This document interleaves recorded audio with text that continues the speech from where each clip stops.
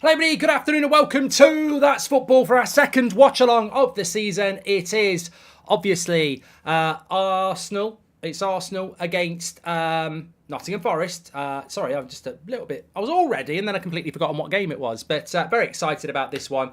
Expecting a lot of things from Arsenal. You can see their starting lineup there. Thomas Partey at right back, Urian Timber at left back. What is this hipster Arteta approach? We will see. We will see how it works out. I fully expect them to win today. As you can see, Ramsdale's in goal, Ben White, Saliba at centre-back. No Gabriel, which I just want to say thank you to everybody in Fantasy Premier League who made me change my mind from Saliba to Gabriel. Really appreciate that.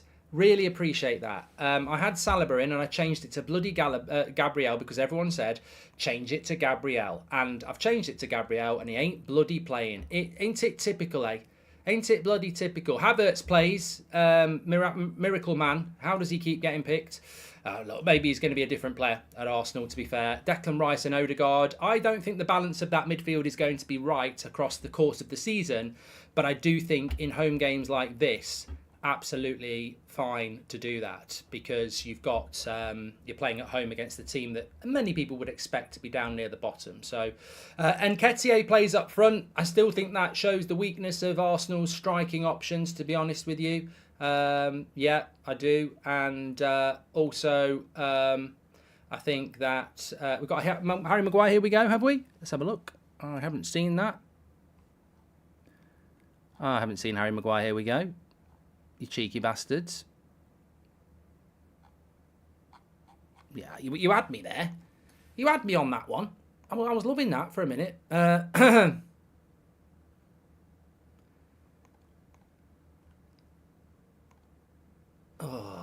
been had by the chat. First one of the season.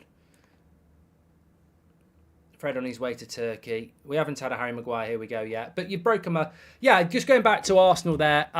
Little bit surprised how that has paid off. We are on the road to 993. We're not on 992, we're on 993. So make sure you subscribe. Bottom right-hand corner, thank you very much for that. I did pick Saliba, Kyle. And then yesterday, I remember I was watching the stream that we did back together. And I changed it.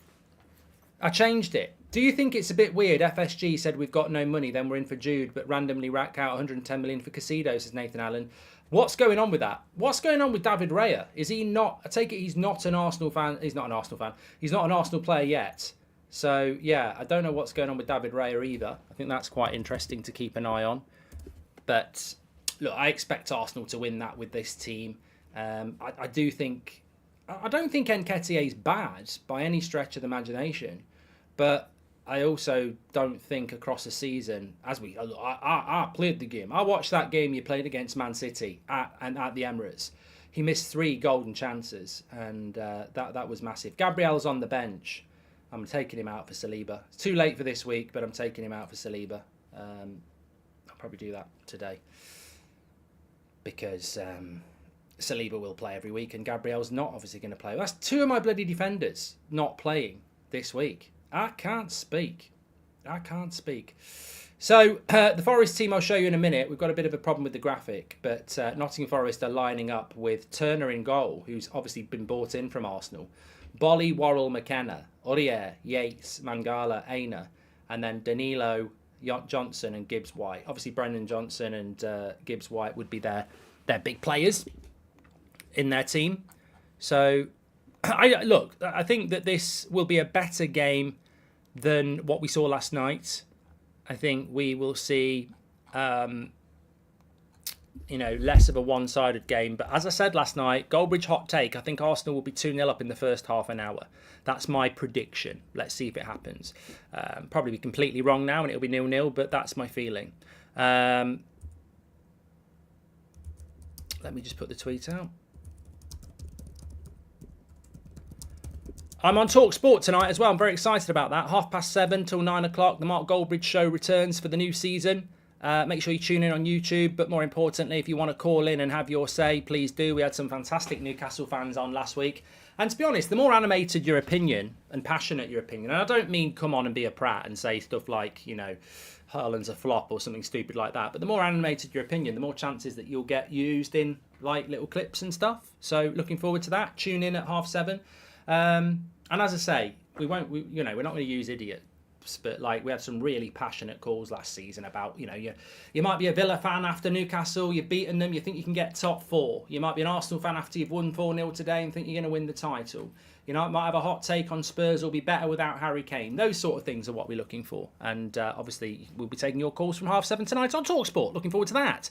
Thanks for the super chat by Nathan Allen. I really appreciate that. Thanks everyone who's tuning in as usual. Make sure you subscribe, bottom right-hand corner. Right, let's see if we can move this on and whether the Forest team has actually updated, because it was all, yeah. There we go. That's the Forest team. Lovely stuff. So you can see the Forest team there. That's running lovely. And obviously, during the game, I've played the game, we will have the stats for you coming through on the general stats calendar like that, which is lovely, and that will update as the game goes along. And if you're new to this as well, let me just show you the Arsenal team. So if there's a goal, they'll get it on their left shoulder. If there's a yellow card or a red card, they'll turn into a disappearing hologram. If they're a red card, yellow card will go on the shoulder. If they get subbed off, there'll be a little red arrow for the new player that's come on. So that's how it all works. Lovely stuff. And looking forward to this game today. Is Henderson not better than Turner? Well, he's still currently at Manchester United. So there we go. Elanga is on the bench. Yeah, let me talk about the benches for you. As I said, Gabriel doesn't start. Gabriel Smith-Rowe, Kiwiar, who is the Polish centre-back, Tomiyasu, Trossard, Jorginho, Vieira, Nelson, Hayne. It's getting better, that bench, but I still don't think it looks amazing. That Arsenal bench still lacks a little bit of something, I think, in the attacking areas. But what do I know? As for Forest's bench, they've got Williams, Kiate, Awania, Wood, Enikete, Elanga, Freuler, O'Brien and Horvath. What do we think will happen with Nottingham Forest this season? On the podcast I did with Will, he predicted that they could be in trouble, and there we go. Apparently the kickoff has been delayed till 1 o'clock, which is a surprise there. Not sure why that's happened. Match has been delayed. That's absolutely fine. Let's have a look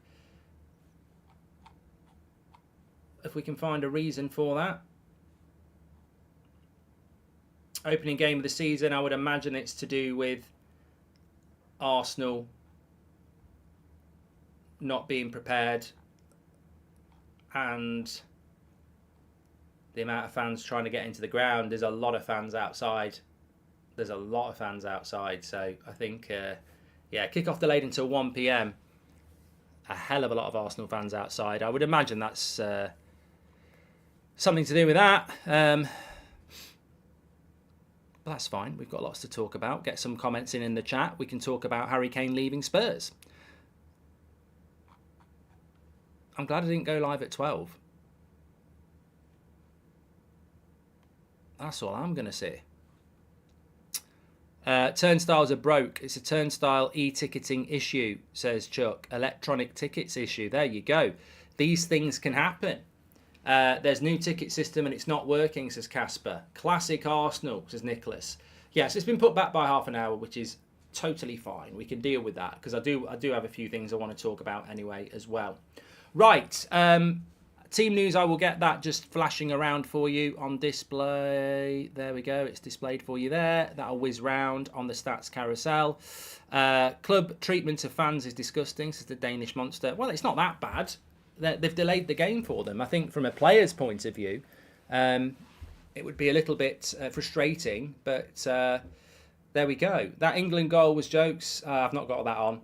England are 1-1 if you want to know in the other game, which is taking place between England and Colombia in the Women's World Cup quarterfinals. So, Arsenal's title charge is over. He'll be back up again. Elanga's not playing for Forest, Shane. He's on the bench. Let's talk about Harry Kane to Bayern Munich. Very good point from Ali. So, let's do a little poll on this, actually. Has Kane made the right choice? Simple as that. Not going to give you any more than that because Harry Kane has signed for Bayern Munich. He's released the video this morning. Has Harry Kane made the right choice for himself by leaving to go to Bayern Munich from Germany in Germany and leaving the Premier League. Let us know what your thoughts are in relation to that. Let me just move that. There we go. We're on 992. Actually, are we on 992 or 993? Let me just double check. I'm going to talk about Kane now.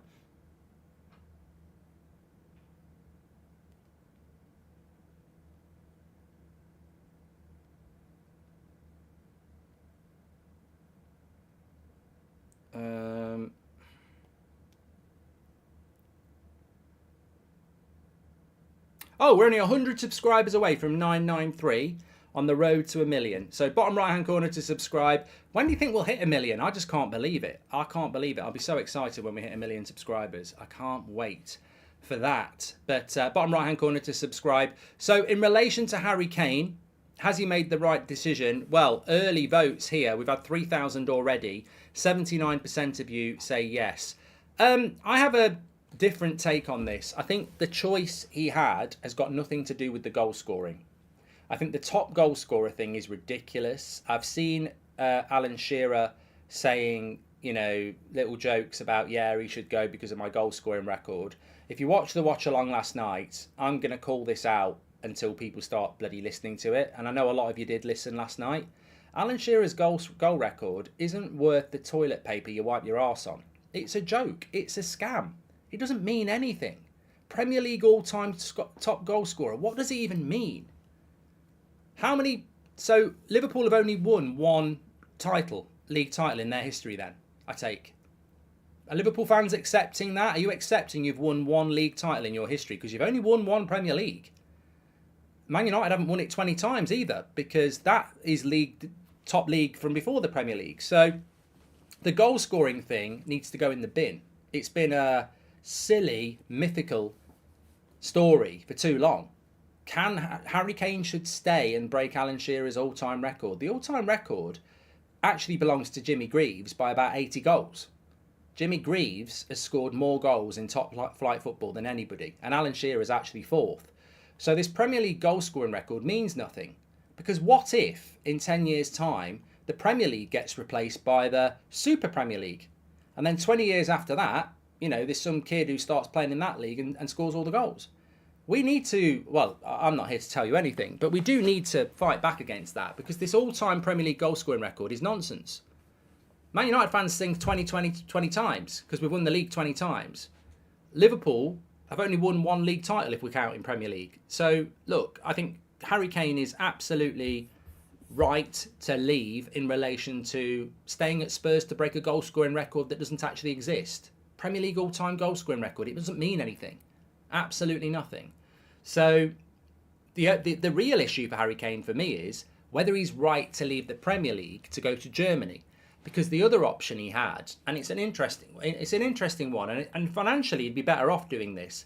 What if he'd just stayed at Spurs for a year, let his contract run down? He's only 31 next season. And at 31, you can pick and go where you want. You could go Arsenal, you could go Liverpool, you could go Man United, you could go Chelsea. And then you're their starting striker and you start winning trophies in the Premier League. I think that was the choice. It was whether he waited a year or whether he went to Bayern Munich now. Now, he's going to win the Bundesliga. 100%. He's going to win the Bundesliga at Bayern Munich. That's going to happen. Can he win the Champions League at Bayern Munich? Well, that will be the big thing. Can he do that? I think the bottom line is he right to leave Spurs? Yes. It's just whether he should have done it now or waited a year.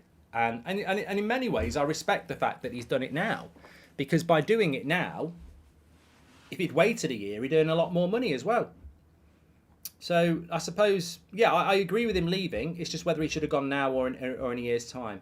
Kane is in with the chance of winning a trophy 24 hours after joining Bayern. Absolutely the right decision, says Sylv. Thank you very much for that. 79% of you saying yes. And Zed says, and this is a good point, the reason he's gone now, Mark, is because he doesn't want Tottenham to not get anything for him. He wants them to get good money like every other legend for a club. And I think that's a great point. Now, I don't know whether people agree with that or not, but in the absence of information, I think you have to take that on board, because I think that would have been something that would have I think waiting a year would have been very selfish. He could have done it, and that's the question. Should he have waited a year, or should he have gone now? Wait a year, you can play in the Premier League, make loads of money and win trophies. Go now to the Bundesliga, don't make as much money and make a load of money for Spurs. And realistically, if he'd waited a year, Spurs get nothing and he'd signed for Man United, he ruins his legacy at Spurs, doesn't he? So I think I mean, we don't know the real reasons, but I think you can look at that in an empathetic way and say that he's made a decision that benefits Tottenham. Like, there is absolutely no way he will always be a Spurs legend now. There's no way that changes. In 3 years' time, if he comes back from Germany, and I think he will, and he signs for United or Chelsea or whoever, he'll still be a Spurs legend because he did right by Spurs. And I think that's a great point to make. Nathan Allen's done a super chat. He says, I think Liverpool still may get Caicedo because Chelsea won't pay more than Liverpool, and now how can they afford it? Because of financial fair play. And the deal would have been done if Liverpool weren't still in the race.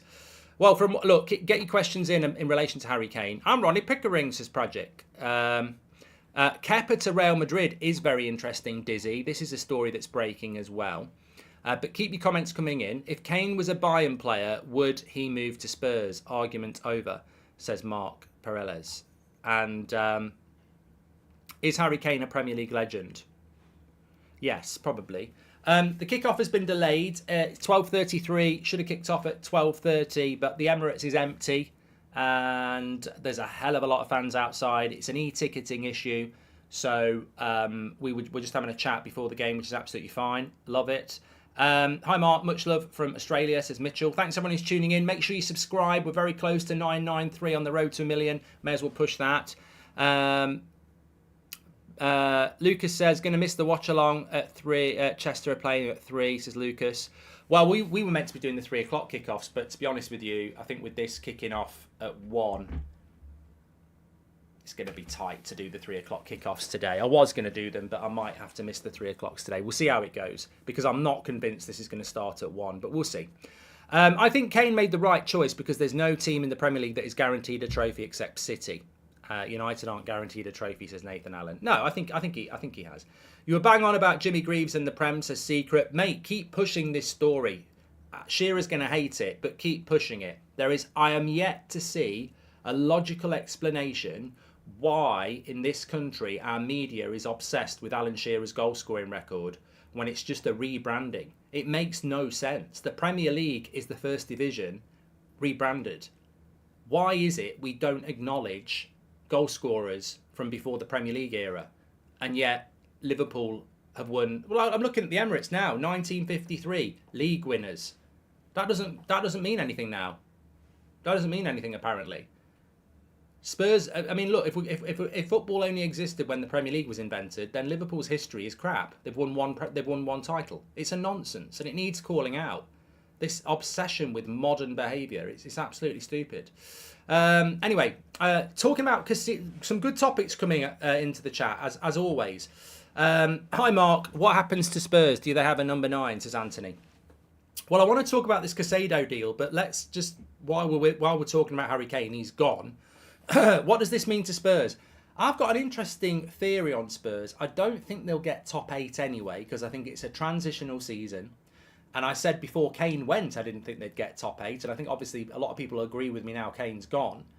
But in a funny way, I actually think this will be beneficial for Spurs. Now, I get why. And funnily enough, my TalkSport show's back tonight at 7:30. I'd love to hear from some Spurs fans. You play tomorrow. So call in tonight and let us have your say on Kane and how it's going to impact you. But Harry Kane was always going to go anyway. He was always going to leave, Harry Kane, wasn't he? So I think that it's better for Kane to go now and you get the money than next summer and nothing. And also, it's going to be hard whenever he goes, isn't it? You know, it's going to be hard whenever he goes. It's like being married to the love of your life, and they say, I'm going to leave you now or I'm going to leave you in a year.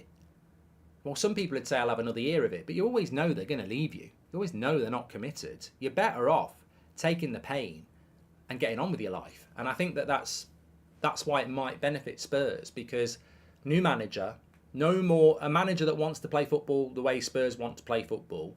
No more Harry Kane is absolutely massive. Of course it is. But the rebuild starts now with some money instead of next year. And it might be a long rebuild. But I actually don't think Richarlison's as bad as some people think. I think Richarlison had a bad season because there was no place for him. The front three was Kulusevski, Son and Kane, and Richarlison was a bench player. I think Richarlison needs to play. Starts for Brazil. So I think Richarlison might shock a few people. And I think Spurs might be a little bit better than you think. They're never going to be as good as they were with Kane, and it will be a bit of a transition. But I actually think Spurs, if Spurs can get in the top 8, I think that's a great season for them. But really, I think a lot of Spurs fans would take 9th, really good football, and a couple of good cup runs. I think Spurs fans would take that. If he simply wants any trophy, then Bayern is an easy trophy, but not much of a challenge, to be honest. Arsenal, Chelsea or United, a trophy would mean much more, says James. Do you think Harry Kane can come back and break the record? What record? I don't believe in the Premier League goal scoring record. I don't think it means anything. I just think it's arrogance, and it's hypocritical. Because we have a Premier League all-time goal-scoring record and ignore anyone who scored goals in Division 1, which is what the Premier League is. But then we acknowledge United have won the league 20 times. And we acknowledge that Liverpool have won the league, was it 18 or 19 times? But most of those leagues weren't in the Premier League. So I don't agree with that. I think Kane's about 70 goals behind Shearer. He'd have to come back. Well, I mean, he'd need 4 or 5 seasons to have a pop at that. Because he's got to score... He's probably got to score 25 goals a season for 3 seasons. And he'd be coming back at 33, 34. Maybe. Lukaku could be a good target for Spurs and a good solution for them, says Thomas. Otto, welcome to Members Club. And where would you rank Kane among the English First Division strikers that you've watched, Mark, says Saka. Well, I remember Lineker. I'm old enough to remember him. Ian Wright, Andy Cole, Alan Shearer, Teddy Sheringham. Michael Owen, Wayne Rooney, so I remember a lot of English top strikers. Harry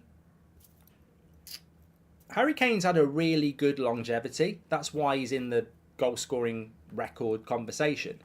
Michael Owen had a very good career and he burned bright, but he did burn out quite quickly.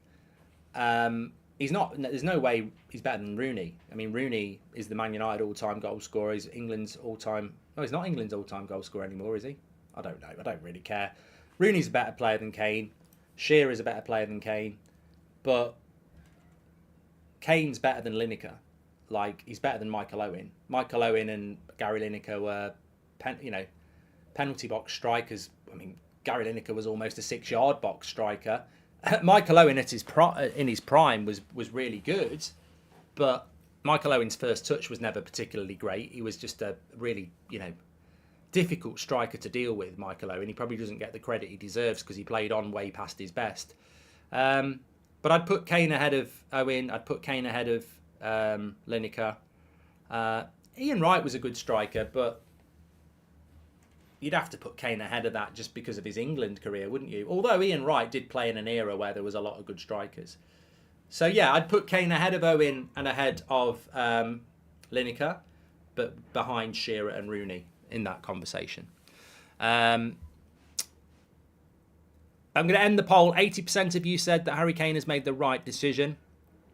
Mark, do you think Paqueta is a good deal for Man City? I think we should focus on getting someone like Matoma or Olise, says Christopher.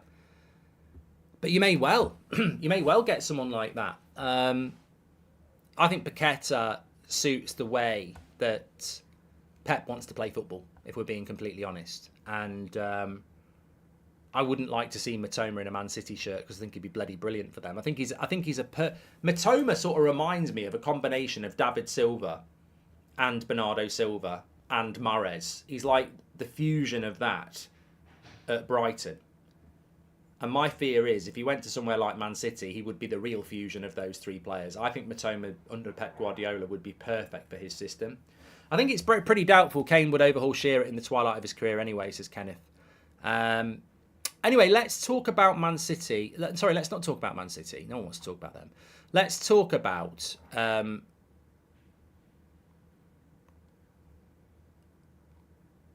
Caicedo and what's happening with Caicedo. Because I'm really interested by what's happening with this deal. we had an amazing transfer story, didn't we? Whereby Chelsea spent all summer trying to buy him.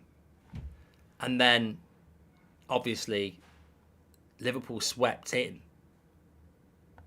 and did a really, shock signing for a ridiculously big price.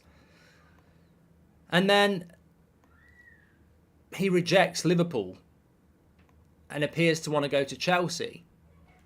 But then Chelsea don't want to pay the fee that Liverpool are paying. So I'm sort of confused. The game's been delayed, Joker, by, well, we should be live in about 15 minutes because of ticketing issues at Arsenal. So 1 o'clock kickoff. We should be half an hour into the game by now. Please do subscribe to the channel. We're trying to hit 993,000 before the kickoff starts. Owine says there's still no official bid from Chelsea. Brighton and Liverpool have Chelsea by the balls. Thogden's in the chat. All right, Thogden. Hope you're doing well, mates. Apparently, it's his agent, Mark, says Christian.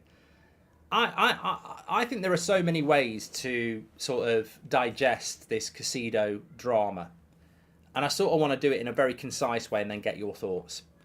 You got a player that did an Instagram post in January because he wanted to go to Arsenal. He ends up signing a new contract at Brighton. You got a player that wants to go all summer to Chelsea, and Chelsea won't pay what Brighton want. Liverpool come in and pay what Brighton want. Caicedo agrees personal terms.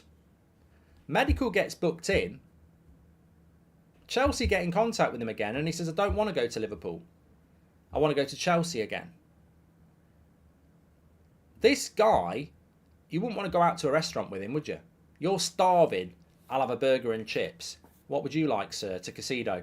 I'll have a chicken burger and chips. Oh, no, wait a minute. Actually, I'll have the ravioli.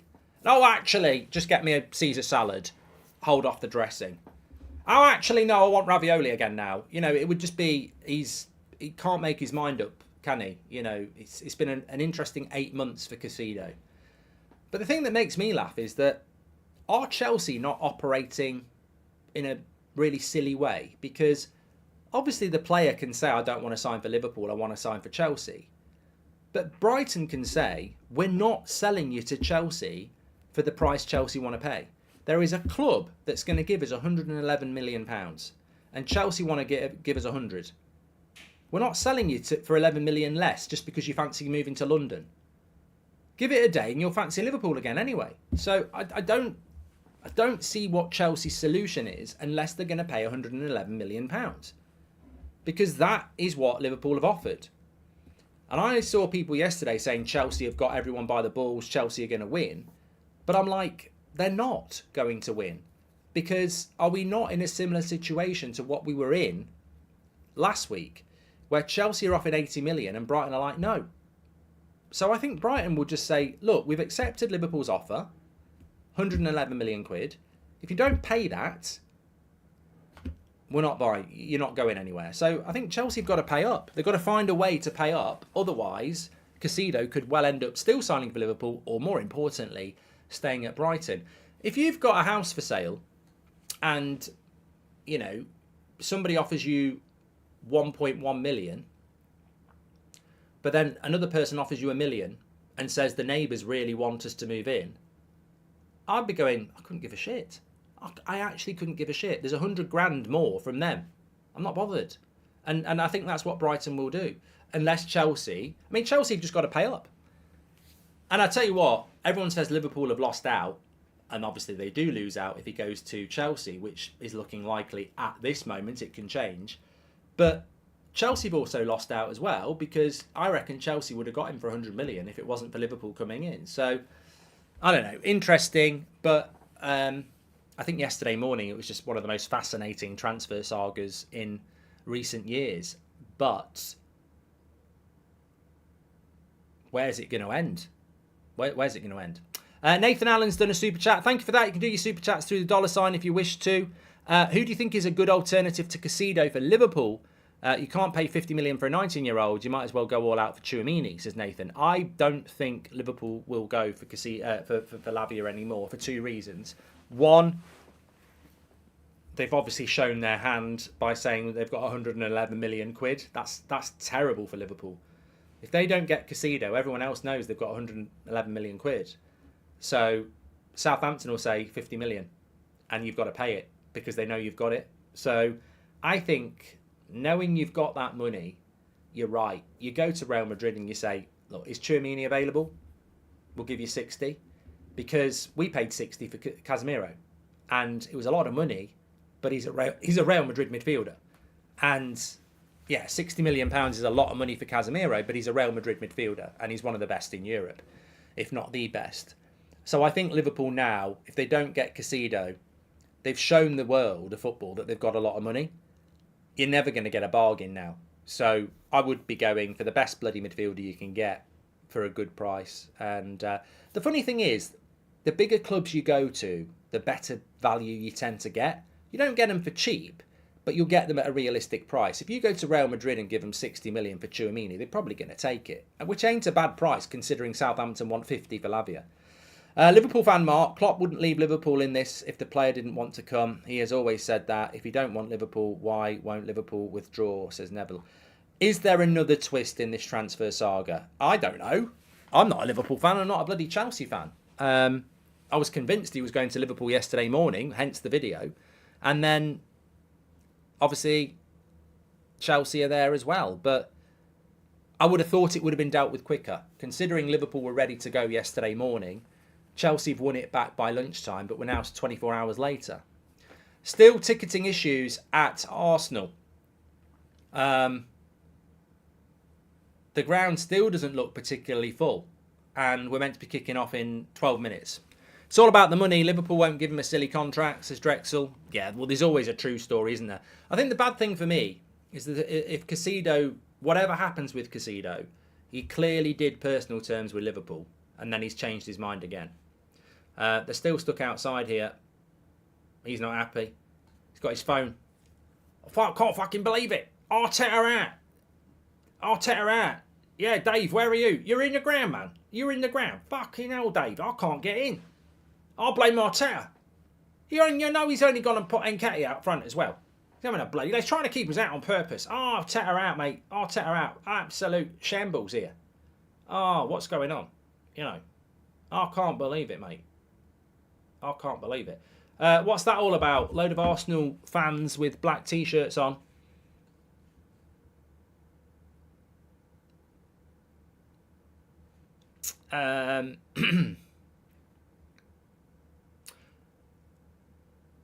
Still saying 1 o'clock here at the moment.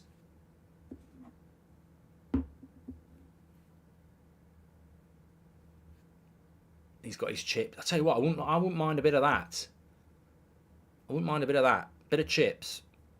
I would not mind a bit of that. Oh, you've done it. You're legends. Well, you haven't done it yet. We're only 10 subscribers away from 993. Bottom right-hand corner, click and subscribe. We're only 10 away from 993. You absolute stars. So thank you, everyone, for that. We can change that. It's a lot of people talking about that. It's all about the money, says Drexel. We've got another super chat from Jonathan. He says, what about the Premier League Hall of Fame? We acknowledge that. Why can't we acknowledge Shearer as the top Premier League top goal scorer then, says Jonathan. Jonathan, I don't really want to delve into this. I have my opinion. You can have your opinion. Jonathan is pro saying that Alan Shearer is the top goal scorer of all time because it's the Premier League. And he's saying that because of the Premier League Hall of Fame. I don't like the Premier League Hall of Fame. I don't like the Premier League Hall of Fame, and I don't like Premier League top goal scorer because people are quite naive these days and they can be brainwashed. Everybody thinks Alan Shearer is the top goal scorer of all time. He's the top scorer. He's the top scorer of the branded Premier League. The top scorer of all time is Jimmy Greaves. Why can't someone like... Name me a player. Why can't Gary Lineker be in the Premier League Hall of Fame? Because he didn't play in the Premier League. Why can't Paul Gascoigne be in the Premier League Hall of Fame? Because he didn't play in the Premier League. It's ridiculous. We shouldn't have a Premier League Hall of Fame. It's a brand. It's a brand. You're being brandified. Football didn't start in 1992. I find it ridiculous. We should be acknowledging the history of our game, not the last 30 years. But Jonathan disagrees with me, and I don't mind. It's all about opinion. What about George Best? What about Kenny Dalglish?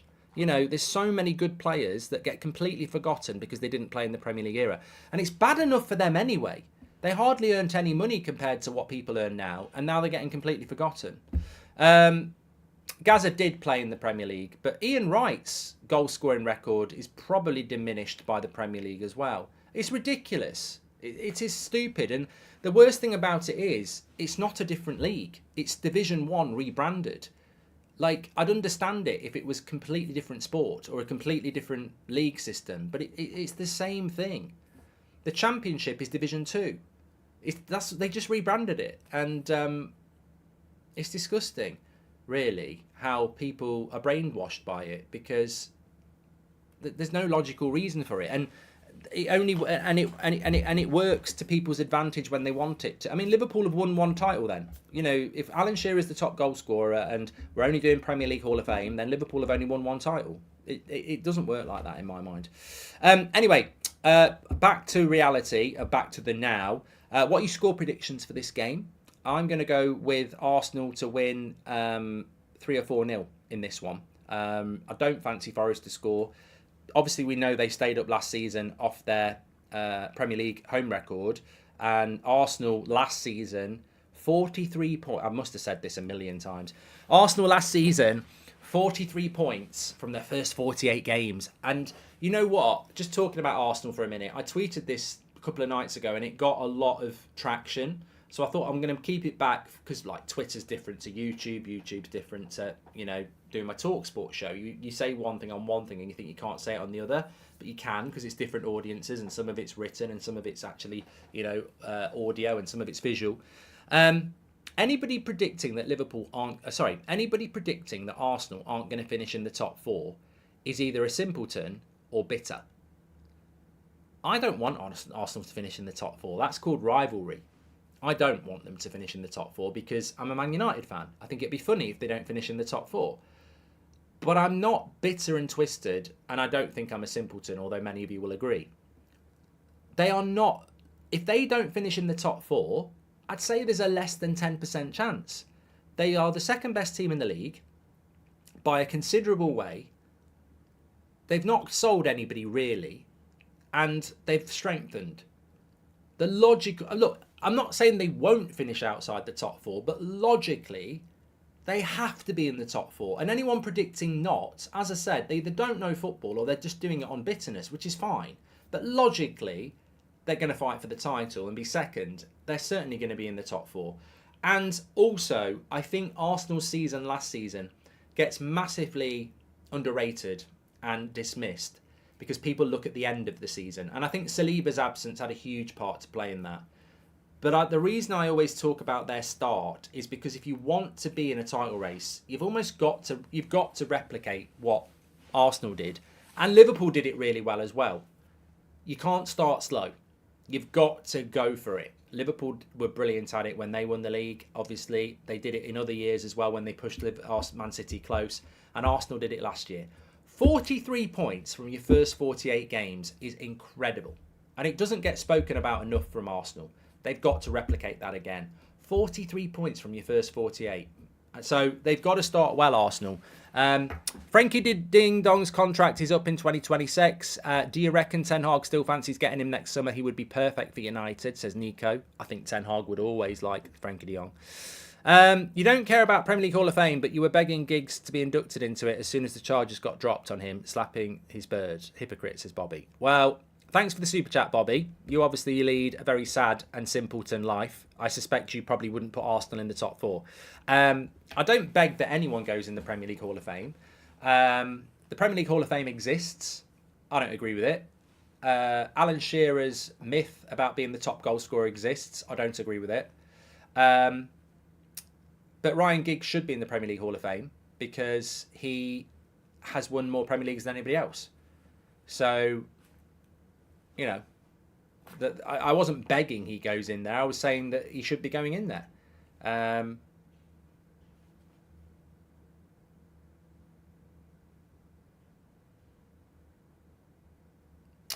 Arsenal are not going to get top 5, says Mr. Frail. I just want to talk to you. I've not seen enough of people doing this, and I do just want to address this because we've completely missed this as well, so I apologise. Players are coming out now, so we're getting ready to go. What are Arsenal's first few fixtures? So, not been discussing this enough. Man City play Newcastle next Saturday night at 8 o'clock at the Etihad. Arsenal's first few fixtures: Forest at home today, Crystal Palace away a week on Monday, Fulham at home. So you'd expect Arsenal, and they have to, take 9 from 9. You've got to do that. I'm not putting pressure on Arsenal here. Arsenal fans know this. You can drop points in the Premier League, of course you can. But they've got to go and get 9 points from their first 3 games. Fourth game of the season, Sunday the 3rd of September, at the Etihad, Manchester United. Oh, what a bottle of pop that's going to be. It's going off. After that, they've got Everton away, Tottenham at home, Bournemouth away, and then they've got Man City, Chelsea, Sheffield United, taking them to the end of October. So, I tell you what, the reason I talk about that is in their first 9 games, they've got Tottenham, Chelsea, Man City, and Man United. 9 threes are 27. So I just wanted to add a bit of context there. They took 43 from their first 48. In their first 27 points this season, they've got to play Man City, Man United, Chelsea and Spurs. So they've got to go some to try and replicate that. And I do think that they don't get enough praise for what they did last year. Paul says, I love the show. How do you think Champions League will affect Arsenal and Newcastle compared to last season? I think Arsenal will be fine because they were used to the Europa League last year, which is a pain in the arse. Thursday night football is a pain in the arse. So I think Arsenal will be fine, but I think for Newcastle it will be a challenge. I think Newcastle Villa will be a very interesting game. Newcastle have got a really, really interesting start to the season, haven't they? If I'm correct, obviously they've got Aston Villa at home tonight. Then they've got Manchester City away, and they've got Liverpool at home, and they've got Brighton away. I think Newcastle's start to the season is one of the big, intriguing factors because that's a terrible start. Really bad. Villa at home, Man City away, Liverpool at home, Brighton away. If they take 9 from that, they're going to have a great season. If they take less than 6 from that, they're playing catch-up. And look, the thing is, I'm sure many of you are like me. Everyone says it evens itself out over the season, but there's something called momentum that's really important. If you look at like the Brentfords of last year and the Fulhams, they had a good start and it built confidence and belief. For Newcastle, it will be very, very interesting how their start impacts on their season.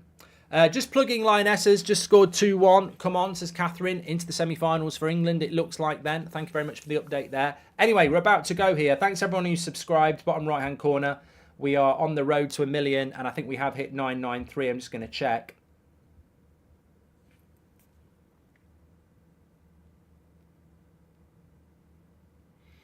Amazing. I've just had a message from Will.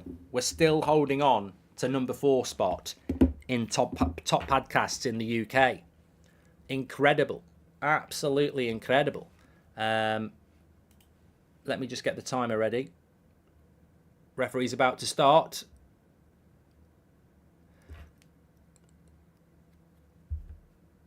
Can I ask a question here? And I don't want to come across as ignorant. It's just that I haven't read it.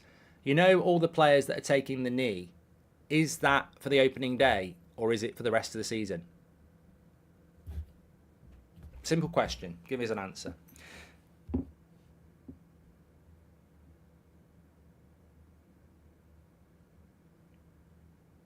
Yeah, number 4 in the top podcasts in the UK. Still number 2 in sport. Absolutely incredible, considering the PR and money behind Lineker's podcast that was launched this week. We're just a small independent thing. Incredible. Thanks everybody who's given it a listen.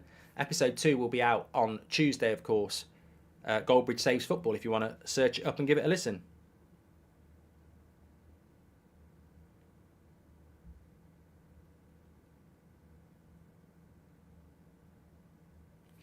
Okay, the game is up and running. As I said, the stats will be going round on the screen next to me. If anyone gets a yellow card or a goal, it will go on their shoulder. You've got match stats, which are going to be there as well. I predicted Arsenal are going to be 2-0 up in the first half an hour here. Let's see how this works. One says it's just for this weekend and then various points through the season. Thank you very much. That will update, as you can see, as the game goes along. Fantastic. Our stats are powered by OneFootball. The OneFootball app is free to download. You can do it through that QR code in the top left-hand corner, or you can go through the link in the description. OneFootball is available for free on all apps.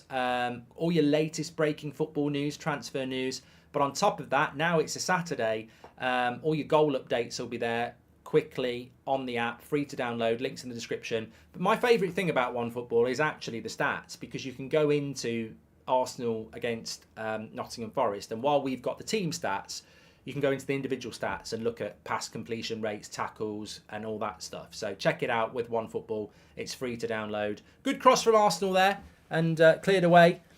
I wanted to just take a bit of a moment to talk about Havertz, actually. He's had a lot of stick, and he was dreadful last season. But a little bit like Mason Mount at Manchester United, I'm expecting him to be a success.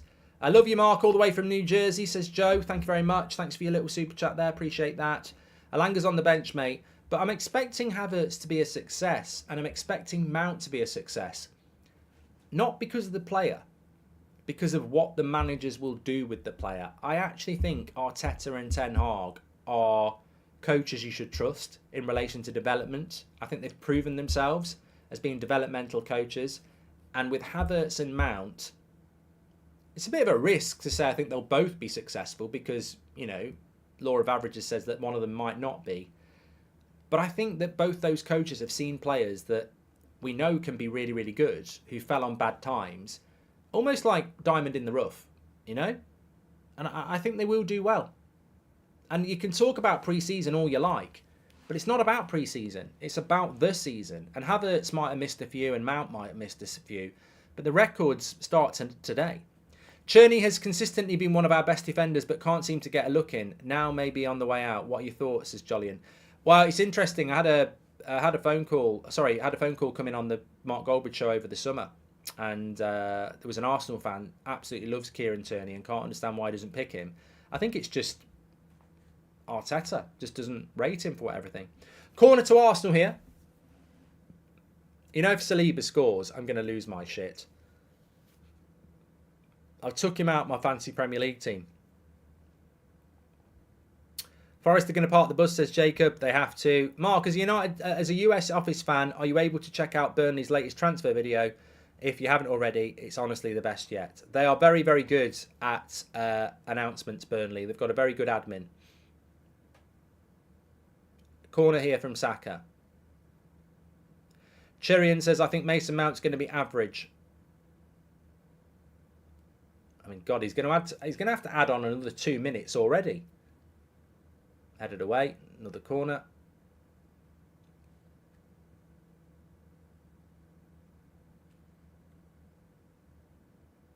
What do you think about Declan Rice, says William.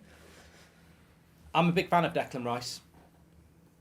Big fan of Declan Rice, and I think that you're going to see a very different Declan Rice to what you've seen over the last couple of years under England and West Ham. He's got license to go forward, and it's something that not a lot of people have got to see. I know people who've trained with Declan Rice, and they've said that in training he's just, you know, when he's got that license to be more attacking, he's a really, really good footballer. So you'd imagine in a more attacking team, we should get to see that. So let's wait and see. What's your favourite kit this season, says FIFA Pro. What's your favourite kit this season? I sometimes do a little bit of a ranking of the kits. I've done videos in the past. What are your thoughts on a swap deal between Bernardo Silva and Frenkie de Jong, says Tiger Claws? I think it'd be a brilliant deal for both Man City and them. United's home kit's a lot better this year, apart from the massive team viewer on it. I think the United home kit looks good. United third kit's nice, but it reminds me of a Liverpool kit. That's the only problem with that.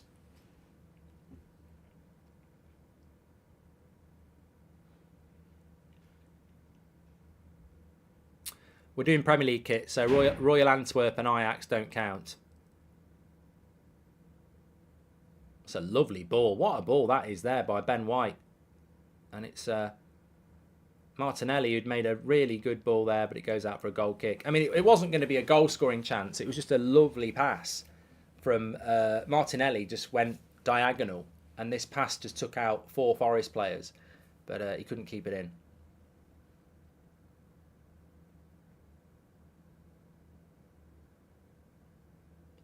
Spurs Way says our kits are horrible. Fulham kits is not kits nice as 101. City's third kit's nice as Brian and Squishy. Ajax always do tidy kits. Villa's away kit is nice as the HPN. Bournemouth and Watford kits is Abhishek. Army says, what do you think about James Trafford? I can't remember where I said it. I don't know whether it was on. I've done so many predictions this season. I can't remember where I said it, but it might have been the fill-in, might have been my Premier League predictions, probably the fill-in. I think James Trafford could be, one of the real standout players this season because he'll be busy at Burnley. I think he'll have a good season.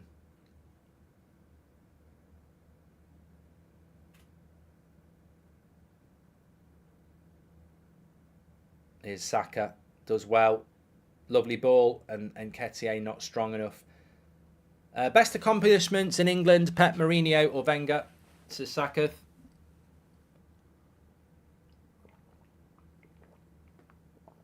I'd have to go Wenger. I'd have to have a drink of water to think that. I don't judge it on trophies. I mean, look at how many trophies Phil Foden's won, and how many Premier Leagues Phil Foden's won. I call it the Phil Foden effect. Phil Foden is a really good player, but has he had a better career than people like Steven Gerrard? No. And yet he's won loads of Premier Leagues. So, there's always context. I think what Wenger did to Arsenal was revolutionary. He rebuilt it. So Wenger's impact on Premier League football is more than Pep and Mourinho because he built something, whereas Pep inherited a checkbook and a team that had already won the Premier League and has done fantastic. But I think Wenger's job was harder, even though Pep has achieved more. As for Mourinho, look, Mourinho did brilliant at Chelsea and they hadn't won a Premier League before. But again, he was coming in. The project had the project. Wenger started the project, whereas Pep and Mourinho completed the project. That's probably the best way of saying it. Opinions on Nketiah, says Jordan. I just don't think he's good enough. I don't think he's good enough. I think he will score goals, but if you want to win the league, you need better than Nketiah, and we saw that in the I mentioned it already, haven't I? The Emirates game against Man City had 3 chances he should have scored, and he didn't score any of them, and obviously they ended up losing the game and losing the league. Here's Saka. Certainly good enough. Good cross. And goal kick.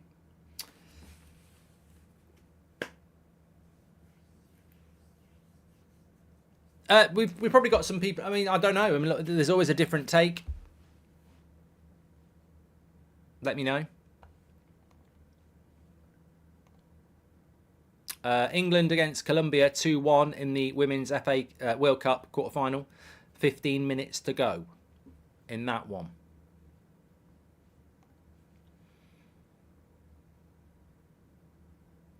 Sheikh says Erling Haaland's got 0 competition now. Wow, I think the Golden Boot winner is an irrelevance whilst Erling Haaland's in this league. He's the best striker in the league with the most service in the league. It's simple maths, isn't it?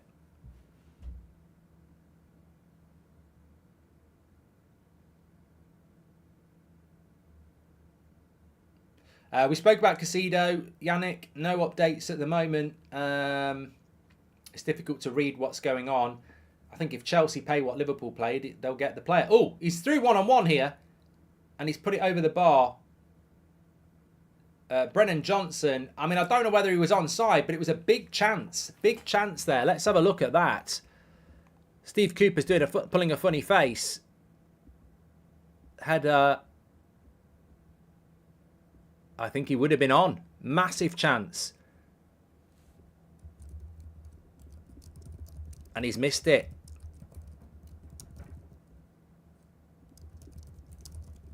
He looked onside. He looked offside, but he was onside. Massive chance. Running through one-on-one. Gets there before Ramsdale, but puts it over the bar. And it should have been 1-0 to Nottingham Forest there. Really, really should have. It's got to score from there, says Squish.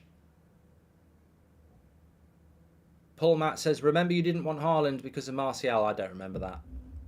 I don't remember saying that. He's the Welsh Lukaku, says Lucas. He's got to score, says Pedge.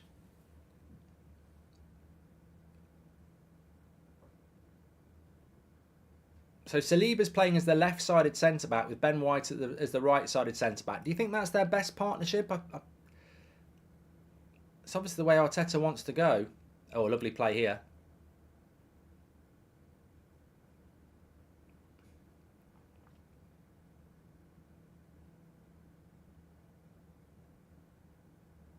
McFlash says Chelsea are going to win the league. Could Alanga score the winner? Well, he could do off the bench.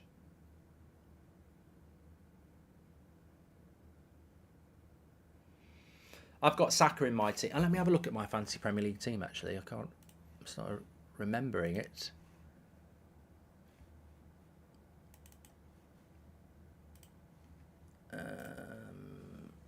What do we got?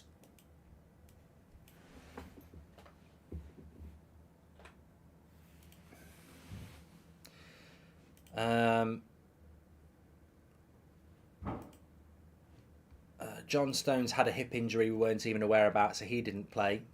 Gabriel's on the bench. You can guarantee he's going to come on. In this game, I've got Saka playing. Obviously, I had Haaland captain yesterday. Who else have I got playing today? Pedro, hopefully for Brighton. Mitoma for Brighton. And then I've got 3 United players. Bruno, Rashford and Onana. And then I've got Chilwell and Jackson playing. Esteban will be playing as well because he's my first choice defender. So John Stones is out. There we go. Why does third kit remind you of Liverpool, says Ruben? Man United's third kit reminds me of Liverpool because Liverpool have a lot of white kits that are, you know, traditionally Liverpool had a few of those like white clean kits in the 80s. Nice ball, look good overlap, another corner for Arsenal. My first bench sub is Eze, but I think all my midfielders are playing. I play in a back 3 Medicat, so it will be Esteban who comes in for me.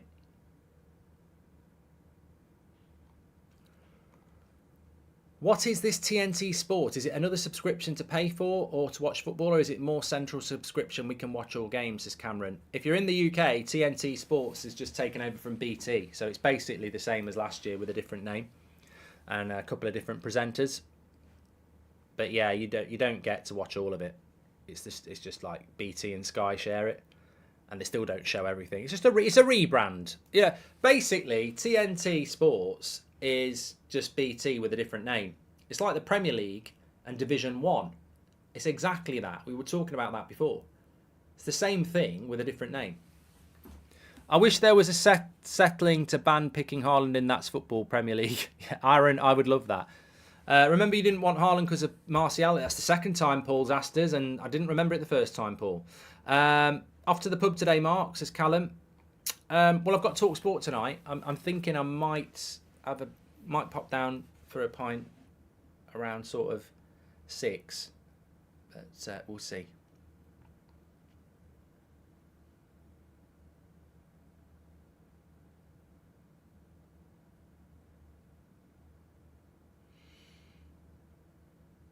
Who's the top scorer in the TNT era, says Pete? Well, it's Haaland, yeah.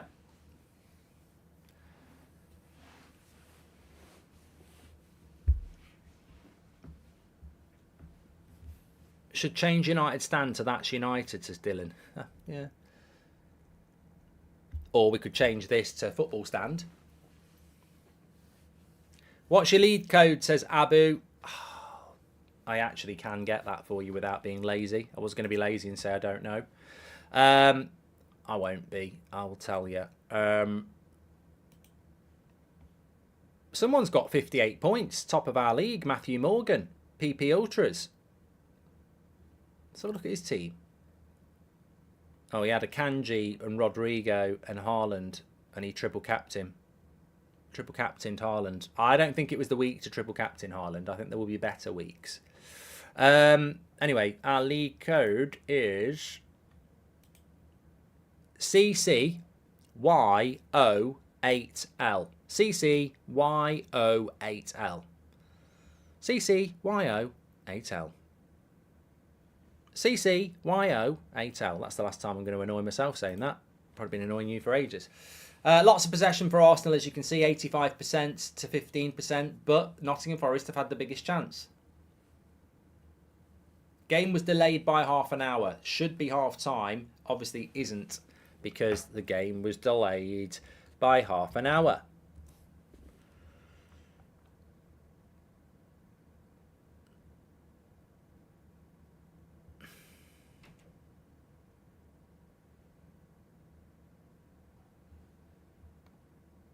So what do you want to make a fool out of me for? Oh, listen to what I say. I'm not singing this year. I've said to myself I'm not going to sing this year. And yet there I am.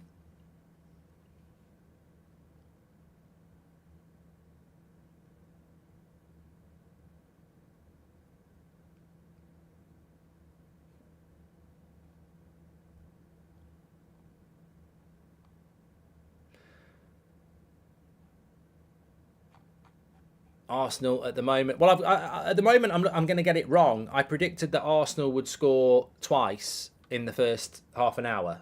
They've not scored any yet, but it's just a prediction. It's just a prediction. You don't need to massively hold me to account on that if you're being fair, because what does it matter if they win anyway? But I expected a quicker start from Arsenal. I think last season that was sort of their signature, wasn't it? To start really, really quick.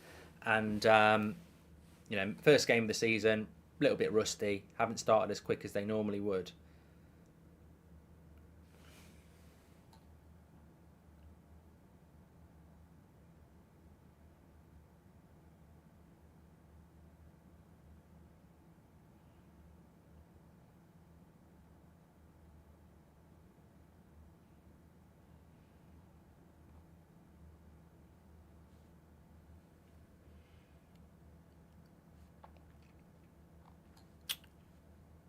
Nice little break down the left-hand side. Obviously, Arsenal playing with Timber at left-back and Partey at right-back. These inverted full-backs. We've seen Partey at times really tucking in, almost into the midfield. Who have you got as your top 3 picks for the Golden Glove this season, says Jack. I haven't even asked Jack, so I think we can all play that. Great point by Jack. Thanks for the super chat, Jack. Who would I have as my top 3 picks for the Golden Glove? Well, logic would say Nick Pope, because Newcastle were built on a strong defence. He's got to score there, Brennan Johnson. I mean, I think Ramsdale's made himself big, but I'd have gone round him. Yeah. Edison, probably. I don't know why he didn't win it last year. I think Edison's always a good shout. I'm not going to say Liverpool without knowing who they're going to buy in the midfield.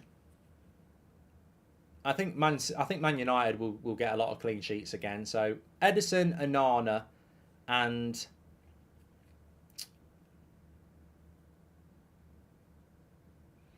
I don't think Chelsea are going to get a load of clean sheets this year, to be fair. Good play by Thomas Partey. I'd probably put Nick Pope in there again, yeah. Mark, every year at the start of the season you say I'm not going to do that, and then by Christmas you're doing it. Keep it up, legend, says Ruben. Yeah, the FPL code is CCYO8L. I can remember it now.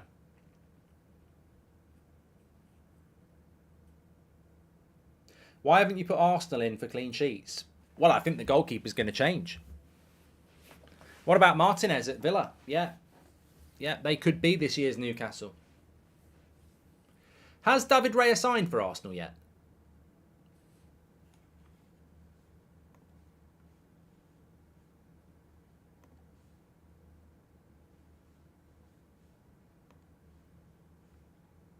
It's one of those deals that I've just sort of took my eye off. And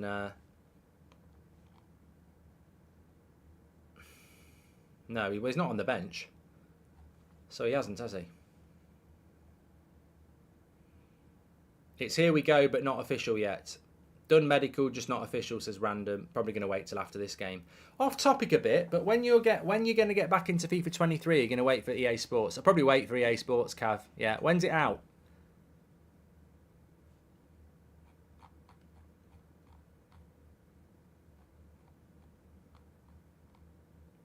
You said we don't need a striker because we have Martial. Okay, that's his third one.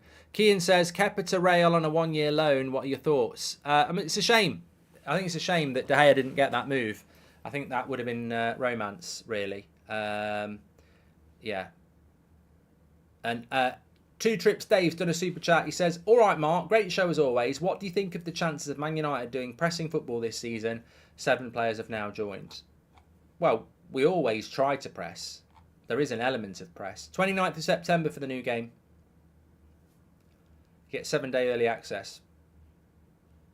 I will play FIFA again. Don't worry, I will. What happened to the Football Manager series? Well, basically, I took over Solihull Moors, who were crap last year. I got them promoted, and then they wouldn't give me a new contract to the value I wanted, so I walked. Goldbridge ball. We broke the goal scoring record as well. That was a bloody good football. That was a very good Football Manager year. That was hot on the heels of Goldbridge ball at the Sidemen charity game. I did a Football Manager season with Solihull Moors. We played ridiculous football and got promoted and scored shitload of goals with Solihull Moors. And I just was like, I can't keep proving myself anymore. How long does Kazim have to stay to be a Man United legend? Casemiro, says N007. And hi Mark, can you please start playing Ultimate Team, says Scarlet White. Do people still play that? So we've had 23 minutes here. We've not really had any clear-cut chances in the game apart from Brennan Johnson for Forest. Vertical tiki-taka, that's what it was, MKF, yeah.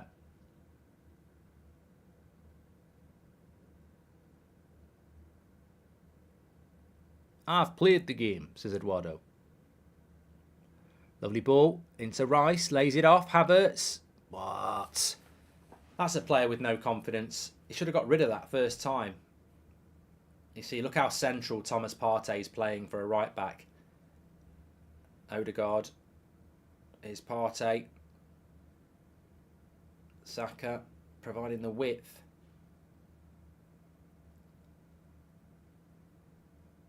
I think Havertz just needed to move that quicker there. He gets it on the edge of the box, takes a touch and tries to shoot. He's closed down on the first touch, let alone the shot. He's got to rotate the play there. Here's Rice. Nice ball. Again, I think Arsenal at the moment, around the penalty box, they're taking too many touches. You've got to move it quicker. Here's Saka. Good block again, you see. I think Saka could have moved that quicker. He's onside here. Into the box. And he wins another corner. They're not short on corners. But it's shots on target they're struggling for. Crazy how Daniel Levy got 120 million euros for Kane, says Anthony. And they've just got to invest it well. What do you think Spurs will spend that money on, actually? Has anyone got any Spurs fans in the chat? Any links to anybody? Because you've only got 3 weeks, less than 3 weeks. And everyone knows you got money. I'm surprised that... get the beta, Mark. I never get the beta code. FIFA hate me. Is it just me or is Rice invisible in Arsenal games? Says James. Maybe I'm not used to picking him out in an Arsenal shirt. No, I don't think he has been invisible. I just think you're probably not picking up on... you're probably not recognising him. Good play by Nketiah. Goal! There we go. People have doubted him, but Nketiah makes it 1-0 to Arsenal. And I tell you what, I might not think he's good enough to be a striker for Arsenal if they want to win titles. But I tell you what, in certain games, to this standard, he can deliver. And in the box there, he certainly delivered. Postman Pat and Nketiah, big goal right on the half hour, 25 minutes in fact. And this will open up the game. definitely open up the game. So it's Martinelli, good play, finds a way down the left-hand side, gets it in the box to Nketiah, takes a few touches, gets the shot off. It's poor defending by Nottingham Forest. They should do better. Lovely little bit of skill from Martinelli. And then Nketiah with a bit of space, drops his shoulder, and then bang, bit of a deflection, but it's 1-0.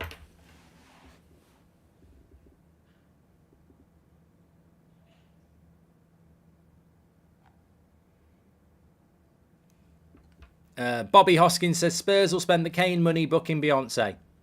Do you think Caicedo or Lavia will go to Liverpool? Says hello. I wouldn't be surprised if they both went to Chelsea the way things are going.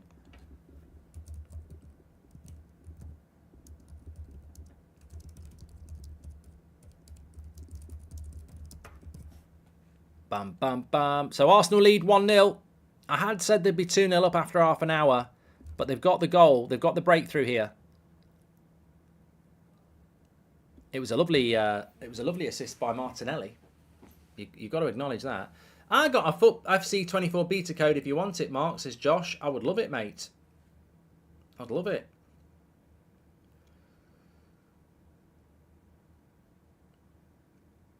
Forest need Henderson. He would have saved that. I agree. Nottingham Forest definitely need Dean Henderson. We need to get that going.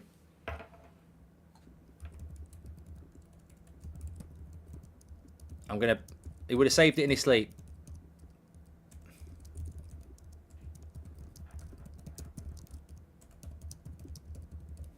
Yellow card here for is it Aina of Forest?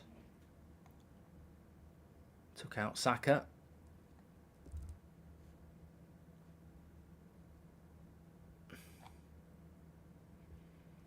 Played the game. Says Pizarro. Let's have a little bit of a stretch. And Nketiah, back of the net. Oh, if you want to get one of these t-shirts, or we do it in a hoodie as well. I think I've got one over here. Yeah, there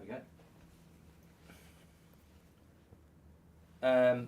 Links in the description, or go to United Stand Shopify. You can go to Spotify and listen to Goldbridge Saves Football. Here's Odegaard, out wide to Saka. Got a bit of space. They've doubled up on him now. Nice step over. Thomas Partey. He's going to lose that. Oh, God. Here's Saka giving a foul. Beta codes are account specific, so you can't use it on your account unless you get sent one. And I never get sent one. Never been sent one in years, and yet I've played absolutely loads of FIFA. It's a conspiracy.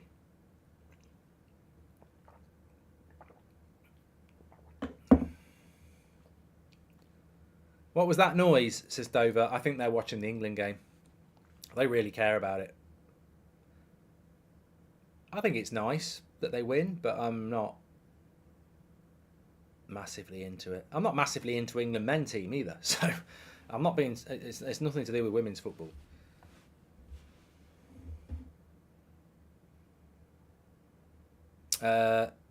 Ollie says you get a code based on how much you spend on it. Yeah, that's probably why I don't get a code. I buy the game and that's it. Canadian coders, yeah, they can't stand me.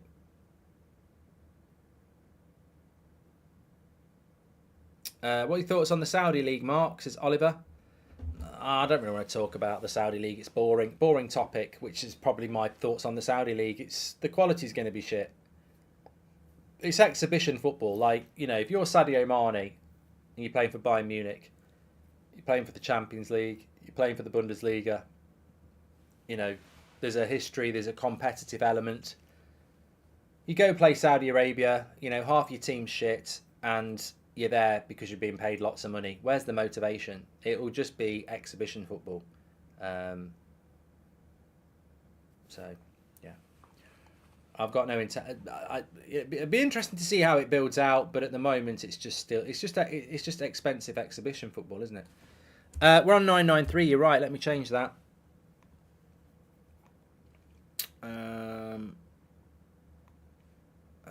Take 993. Make sure you subscribe. Bottom right hand corner. We're getting closer and closer to 1 million subscribers. I can't believe it. I can't believe it. 87% possession for Arsenal, as you can see there. It's Park the Bus FC from Nottingham Forest so far. And I don't see it changing.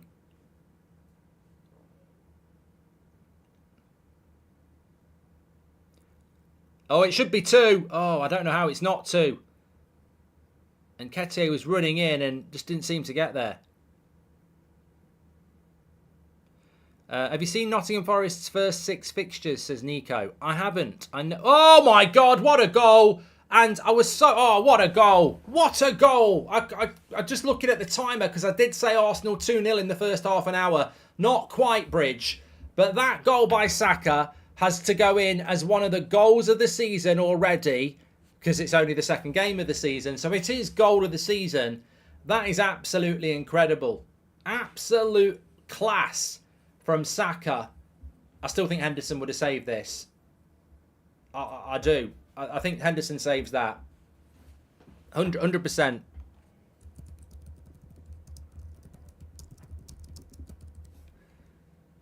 Oh, it's a great goal, though. Saka cutting in on that left foot. I mean, you expect it from a player of that quality. But it's just magnificent. He basically... That Forest defender is like a traffic cone. And he's used him as the target. He's curled it round him, knowing if he curls it round him, it's in. It's a fantastic goal by Saka. Give him the credit. And it's 2-0 to Arsenal. And I wouldn't say Arsenal have been cooking. It's first game of the season. But Forest are parking the bus. And Arsenal have found their way through quite simply here. Of course, Turner was on the books of Arsenal.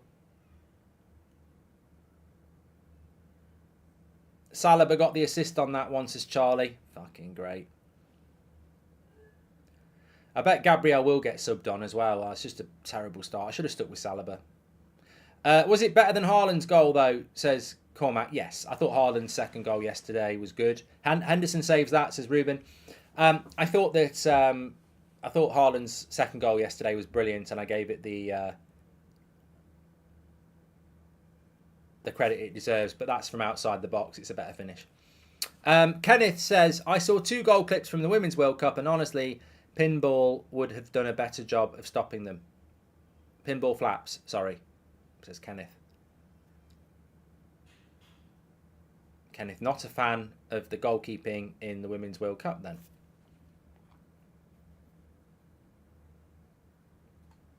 I have got Saka in my fantasy Premier League. Oh, here we go. Forest on the break. Come on, be a bit more expansive. It's a shame Gabriel didn't start because I think Arsenal are a nailed on assist, a clean sheet today. Adam says, who doesn't put Saliba in their fantasy team? Mate, I'm not taking responsibility for this. We did a fantasy Premier League launch stream on Thursday. I had Saliba at centre-back. And the chat was going, Gabriel, he gets goals, he gets goals, right? So I did it, even though I wanted Saliba. And I thought, well, I haven't played Fantasy Premier League for a while. Fucking take him out. He's not even in the bloody team. I would have had an assist as well. I'm fuming.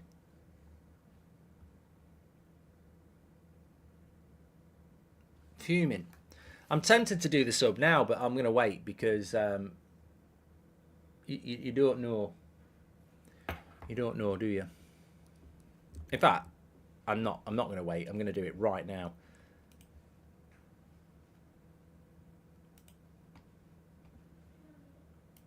It's better to burn out than to fade away.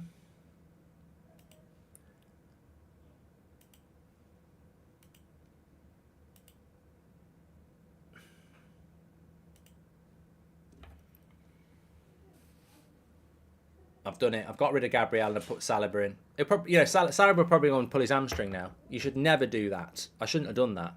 You should have I should wait. But I'm a petulant little shit. Come on, Forest, get a draw out of Arsenal, says Grayson. And Matt Turner is the starting keeper for the United States. We are worse than England, says the HPN.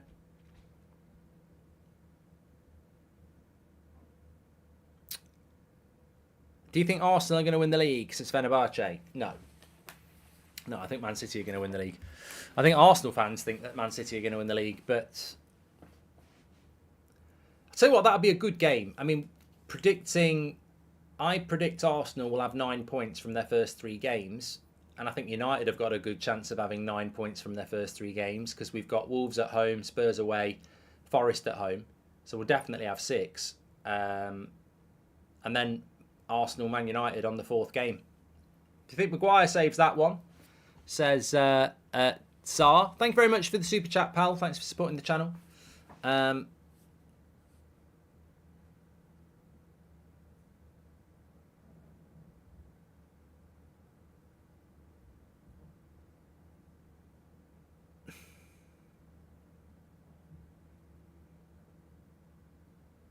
Do you think there'll be any shocks in the Premier League this weekend? I think the most... Well, it depends what you define as a shock. Lovely play by Martinelli. He's up for it. The cross is good. No, it's not. He was very close there, but it's not worked out. Arsenal are starting to get in their groove now. Could be a long afternoon for Forest here. I mean...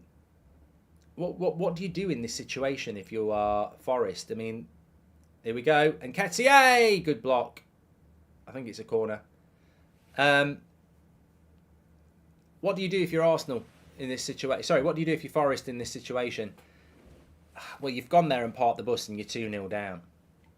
Luke says, name 5 female footballers. Mary Earps, Lucy Bronze, Rennie Russo, Alicia Russo, Ella Toone, Lauren James, Rapina. I can name 20 if you want. I know loads.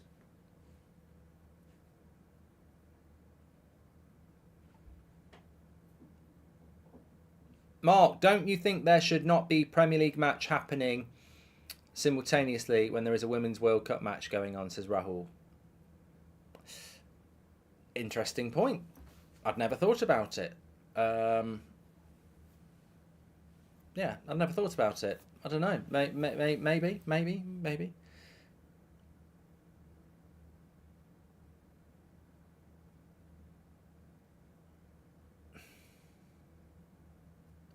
So, 39 minutes gone. Game was delayed by half an hour because of a ticketing issue at Arsenal. So, we are currently 5 minutes from half time. Make sure you subscribe to the channel, by the way. 993,000. Absolutely incredible how we are getting close to 1 million. Are Chelsea going to be fined by the financial fair play? They are going crazy with transfers, says Queen. I don't know. Arsenal looking to break here. There's not enough Arsenal players here. Oh, a lovely play by Nketiah there. Gets it into Havertz. Now Thomas Partey. They're dominating the midfield. Here's Odegaard. No assists for him yet. And that's not a good pass. He's got to give a foul there. He's given a foul. He's got to give a foul, and he's given a foul.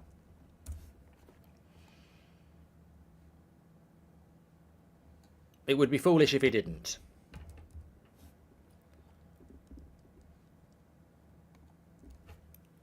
What's with these 8 o'clock games? I bloody hate them. Does anyone else like 8 PM Saturday games? I don't.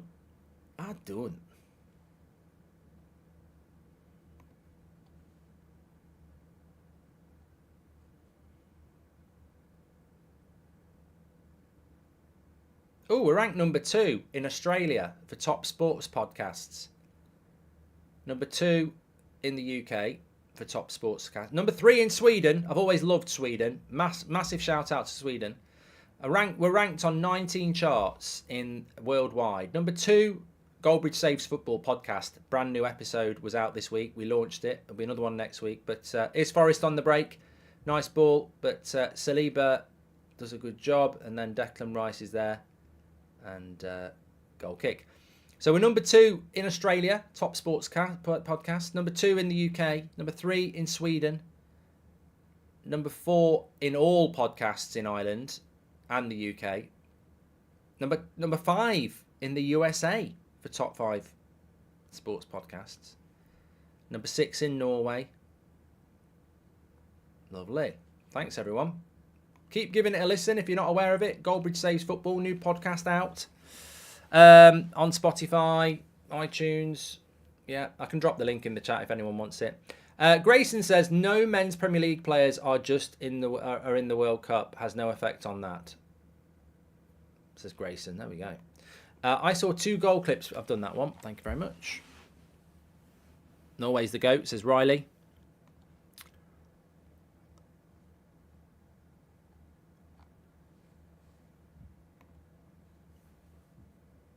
We did a chat actually on. I'm going to do a poll for this because we've got a video on the channel, but it was a little clip from the podcast, and it was basically. I'd be interested to do. We will run this as a poll actually. I'd be interested to know what your thoughts are. Who will win the title first, Newcastle or Arsenal? That was the question. Now, I think it's quite a clever point because you could say that, well, Arsenal have got more chance of winning the league. But in 5 years' time, will they have more chance of winning the league? And will Arsenal win it in the next 5 years? It's almost like a time game, isn't it? If Arsenal are going to win the league for Newcastle, they sort of need to do it in the next 2 or 3 years. Because as we know, Newcastle have got a lot of money. Anyway, stop talking about it, Goldbridge, and put the podcast up. Put the poll up. Do they do food at the Hairy Lemon? And what's your favourite, says Luke. They do food. I've never eaten food at the Hairy Lemon, but I see a lot of pictures and it looks nice. So next time I'm there, I'm going to eat there. Who wins the title first? Arsenal, Newcastle. Now, it's interesting because on the podcast, Will said Newcastle and I said Arsenal. Declan Rice has just had a shot from distance. Turner saves that. He should save that. Stretch time.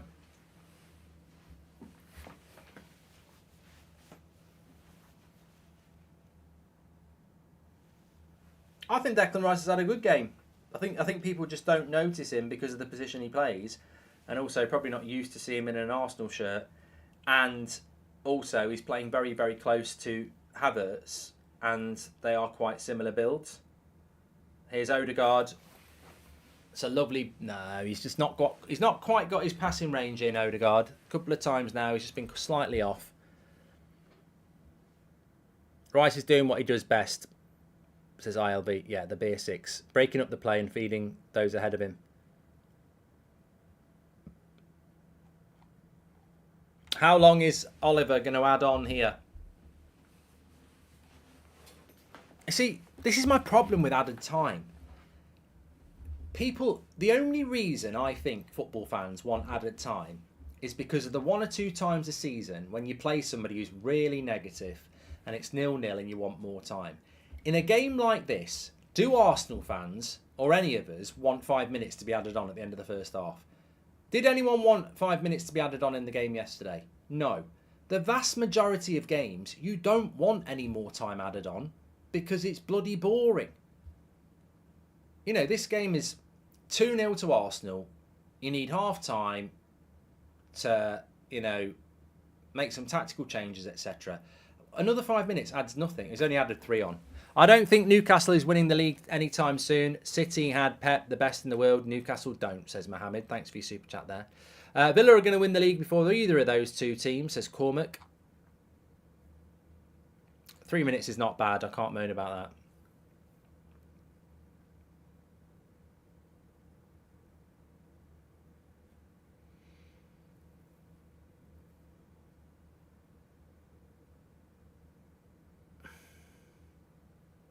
Oh, Nico says, remember to check Forest's first 6 games. Yeah, I was going to check that.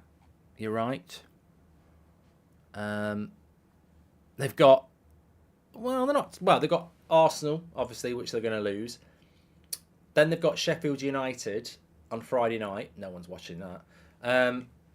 Then they've got Forest. Have got hold on, is Odegaard. Then they've got Man United. Then they've got Burnley. Then they've got Chelsea. Sorry, in the league they've got Chelsea, Burnley, Man City. So in their first 6 games, they've got Man United, Man City, Chelsea, and Arsenal, with home games against Burnley and Sheffield United. Well, you know what? That's a difficult start for Forest, but ultimately, if they take 6 points from Sheffield United at home and Burnley at home, that's their job. Their job is to win, 10 home games. That's what their job is. And those home games have to be against the likes of Fulham and Brentford and Sheffield United and Luton. The rest is, but you win 10 home games, you've got 30 points. You only need to win a couple of away games and you've done it.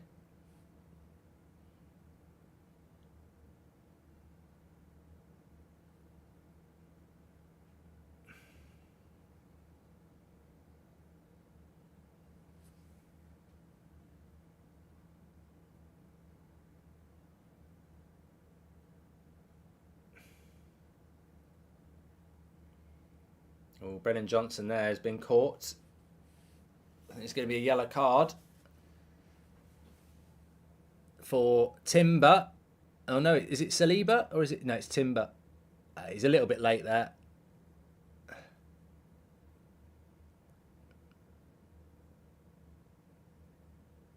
And he's actually ended up hurting himself, Timber, here. This could be bad news. No, he looks all right.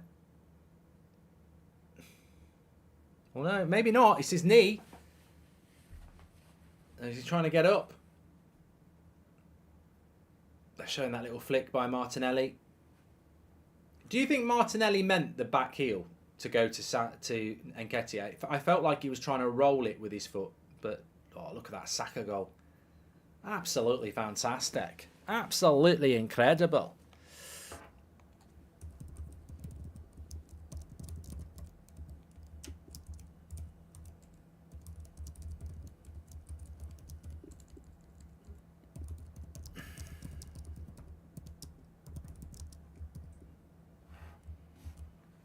Think 71% of you say Arsenal will win the league before Newcastle. I think they've got more chance of winning the league at the moment. It's just whether they can do it whilst they've got that chance. Because in 3 years' time, I think it'll be a very different place. I've just pinned the link to the podcast. You don't have to go and listen to it now, but if you click that link, you can download it for later. So it's on Apple and it's on Android. It's on Apple and it's on Spotify. It's also on a lot of other places. You can search it on Goldbridge Saves Football. Bit concerning here for Timber. It looks concerning.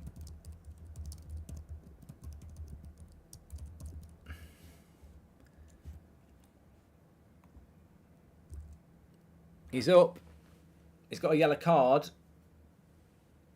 He's definitely coming off. And he's definitely in trouble. You don't want to see that with a new signing, do you?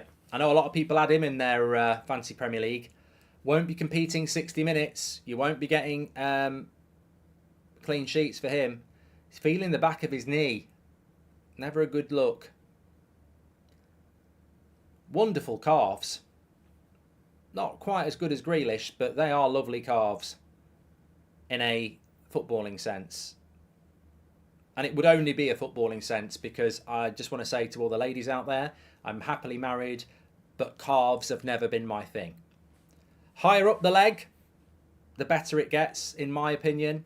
But calves, I'd never look at another woman anyway. But I'd never look at the wife and go, "Ooh, I love those calves." Definitely above the knee is where it gets better for me, in a visual sense. Anyway, Timber has. Oh no, you might be all right. I think he's looking to come back on here. Oh, he's all right. He's coming back on.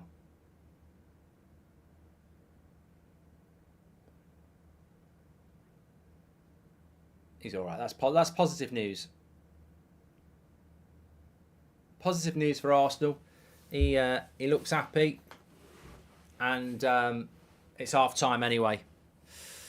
Why does no one think we can compete with Arsenal and City? Says AMR. Don't know who you're talking about though. Who are you? What do you think of the Wrexham game, Mark? Says Josh.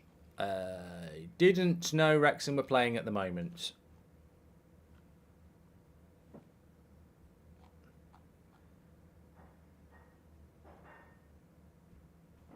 Wrexham are playing at 3 o'clock against Wimbledon.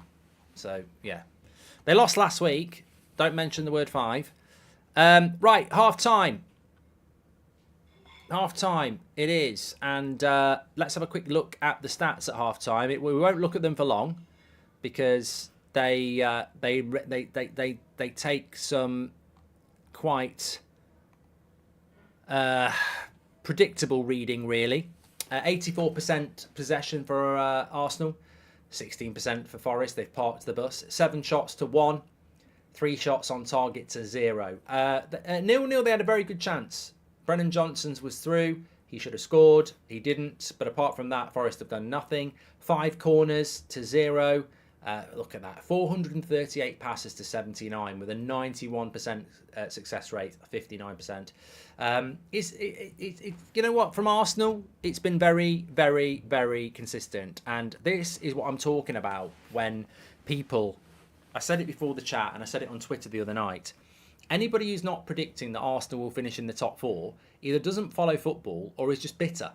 Because that is a prime example of why Arsenal will finish in the top 4. Because to not finish in the top 4, you've got to struggle in games like this. Like 80% of the season is playing teams like this. It's the Lutons, it's the Forests, it's the Crystal Palaces. It's those types of games. Yeah, when you play United and Chelsea and Liverpool and Man City, and they are different types of games. But the vast majority, Arsenal will have 80, 70% of possession, and it'll be about what they do.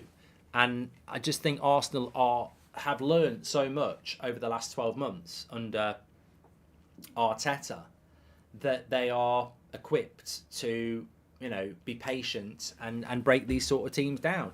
And they're in second gear, as Piers said. And you're right. And also, teams... I've seen this with United over the years. Teams are respecting Arsenal as well. So teams like Forest and the Crystal Palaces of this world and the West Hams, they go into the game psychologically worried. Whereas maybe 2 or 3 years ago, certainly 4 years ago, you play Arsenal and you think, I'm not worried about them. They're bottle jobs. We've got a chance. The mentality around Arsenal has changed, and they're just not going to drop that many points to teams outside the top 5 or 6.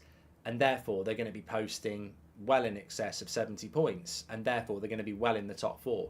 It's just about, for me, I look at that first 9 games for Arsenal. They've got to play United, Chelsea, Spurs, Man City. That's 27 points up for grabs in the first 9 games. And they've got some difficult games to play. Whereas last season, they took 43 out of their first 48. That is ridiculous. Can they get anywhere near that? That's what they've got to do. If Arsenal want to win the league, they've got to go at another level. And we've only seen 1 game, but I just do not think Arsenal or anybody else is anywhere near the level of what Man City is. So I think they'll be playing for second place. But Arsenal's season is about obviously winning as many games as they can, and I think they will win a lot. Villa will win the league before either of them, says Cormac. I think we've done that one already. I think that might be a repeat. By looking at this Forest first half, I'm more optimistic about Sheffield United staying up. That was awful, says Shar FC. Yeah, I think in relation to who's going to go down, it's going to take a few weeks to really understand who smells the worst, who's the shittest, I suppose, because I think a lot of people quite rightly would say Sheffield United and Luton are going to struggle. I think Burnley will stay up, and therefore there's a third spot to go down. There could be a shock in there. I think a lot of people will say Forest. You could say Wolves. I don't really think Everton or West Ham or anyone else will be down there. But look, Forest's season will not be about games like this. Nottingham Forest season will be about the City ground. You play 18 games at home, 19 games at home. If you won every home game, what's 3 times 19? 47? Or is it 57? 30? It's 57 points at home. That's how you stay up. You stay up on your home form, and that's what kept them up last year. Did you rib Fozzie? He seemed a bit coy on Monday, says Ali Gordon. I did a little bit. Yeah, I did a little bit. But I kept saying, give me 5. And what time we put in the video out? 5. What's after 4? 5. You know, as soon as it got to 5 minutes before the hour, I did it every hour I was there. What time is it? 5 to 9, 5 to 10. So, yeah. If West Ham goes down with Maguire, it would be really funny. West Ham, I tell you what, I'll tell you for free, West Ham ain't going down. Absolutely no chance. They won't go down. I think the signings they've made are actually quite decent. Yeah.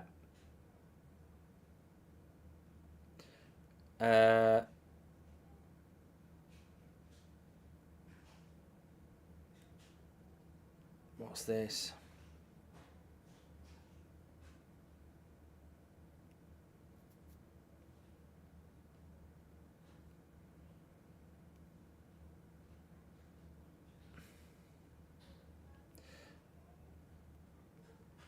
Sorry, I'm just getting asked a question about a transfer, but having a question answered about a transfer, but nothing. We're on the road to 994,000, by the way. Bottom right-hand corner to subscribe. We're only 400 away. It's growing really quick. I think it's that momentum towards 1 million. It'll be a fantastic day if we do it. So please subscribe, bottom right-hand corner. And if you have subscribed, click the share button and share the video. What are your thoughts on Frimpong? Look, I can't just say I don't think West Ham are going to go down and move on. You know, I think we're all a little bit better than that. The reason I don't think West Ham will go down is because I quite liked the signing of Skamaka, but it just didn't work. And effectively, I think there was a little bit of confusion last year. I think they just need to go back to basics. They've got Danny Ings, they've got Antonio, you know, both strikers that are proven at this level. They just need to simplify things. You know, you bring someone like Harry Maguire in, proven at this, you know, level, steady centre-back. I think Alvarez from Ajax is one to keep an eye on. I think they'll just go back to doing the basics better, whereas I think last season they almost tried to go and be something that they're not. Ward-Prowse will be a decent player for them as well. West Ham just need to get back to doing the basics well, and I think they will. I think they'll have a good season, and I think that Alvarez is a really interesting player. Back on track, talking about Arsenal. Interesting formation from Arsenal today. We'll move away from the stats for a moment. Interesting formation from Arsenal. Jurgen Timber can play at left back. We've seen that. Was linked to Manchester United when Erik ten Hag first came in. We had discussions about where he would fit in, and it was like, well, he'll play at centre back or potentially at right back. He's playing at left back today for Arsenal. He's had a good game. Partey is playing at right back. We've seen a lot of this. We've seen Ten Hag do it. We've seen Pep Guardiola doing it. It's the next evolution of football. We've had the ball-playing goalkeeper. You've got the false nine. You've now got your full-backs who invert into the midfield. And you see it at United every now and again. You'll see Delos at right back and Luke Shaw at left back, and they're almost playing centre midfield, way up the pitch. And it's really interesting to see that, you know, Thomas Partey, for me, playing at right back is basically Arteta finding a solution to keep him in the team. And it's very clever doing it in a game like this, because I personally don't think if Arsenal play away at Man City next week, which they're not, I don't think he constructs a midfield like that. I don't think you put a midfield of Havertz and Odegaard and Rice away at Man City. I think you've got to put Thomas Partey in there and play Rice, Partey and Odegaard, and Havertz either plays up front or he sits on the bench. But when you're home against the team that's going to park the bus, I quite like what Arteta's done. He's got Havertz, who's more attacking, Odegaard's more attacking, and Rice sits. You've then got Martinelli and Nketiah and Saka, who are attacking. And then you've got Thomas Partey, who basically inverts into the midfield a lot, which sort of leaves you with a back three at times of White, Saliba and Timber. And you end up with a lot of people in the midfield and a lot of people in the attack. So I think it's intelligent. And I think that tactics have to evolve game to game and in game. And it's one of the things that we probably don't talk about enough when we talk about the evolution of football, because managers these days, you go back 20 years ago, maybe even 10 years ago, and a lot of managers would pick a team week in, week out with the same system. This is the way we're going to play. This is how we're going to play. Week in, week out, we'll beat you. And a lot of managers now look at, certainly the top teams, will look at it and go, right, we're going to play like this today because we're playing this type of a team. Or tomorrow, next week we're going to play with Partey in the midfield and we're going to play with a right back. And I think that's what Arsenal and Arteta are doing. And I think it's certainly something that should be acknowledged and praised, because I'm sure Arsenal could win with a team that they do pick week in, week out. But he's obviously looked at this game and he wants Thomas Partey wandering into the midfield, which he can do because obviously Nottingham Forest are parking the bus. If you've got a left winger that's a threat like Marcus Rashford, Thomas Partey ain't going to wander into the midfield because you can't leave Marcus Rashford. But when you're playing a team like Forest at the Emirates who are going to park the bus, and that winger's basically going to be forming part of the midfield or supporting the fullback to double up with Saka. And we've seen that time and time again. The fullback and the winger for Forest are doubling up on Saka. So Partey's left a lot of the time. And then, you say to Partey, get involved in the midfield. I've been watching since 200,000. Why don't you do call-ins anymore, says AT. I never did call-ins on here.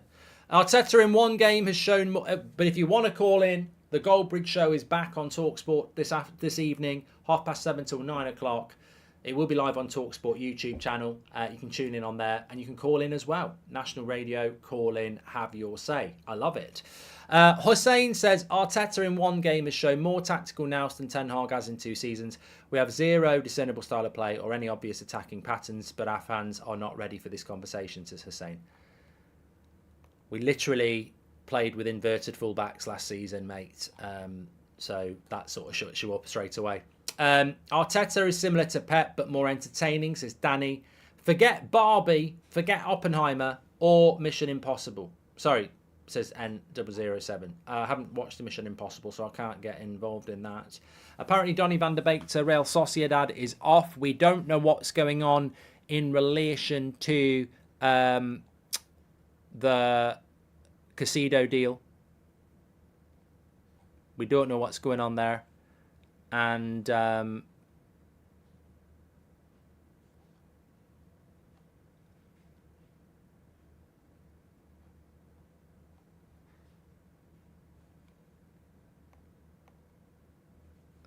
on a minute. What's going on here?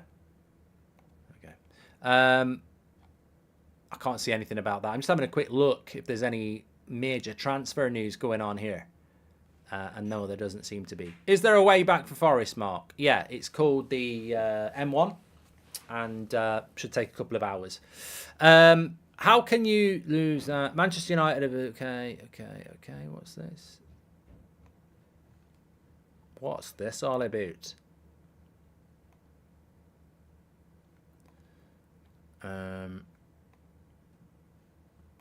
Okay, I can't find anything about any transfer stuff at the moment. But obviously Harry Kane's gone to Bayern Munich. We had a big chat about that at the start.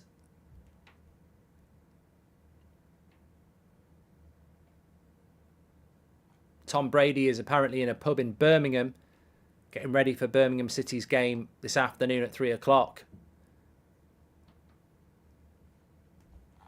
Who would you like to see get relegated? Give me 3 teams. I love this. I do it every year. Who would you can do it every week if you want to. It can change, but who would you like to see get relegated? Not who do you think will get relegated. Who would you like to see get relegated? And I mean be a bit realistic with it. I don't mean like, put Liverpool in there or anything like that.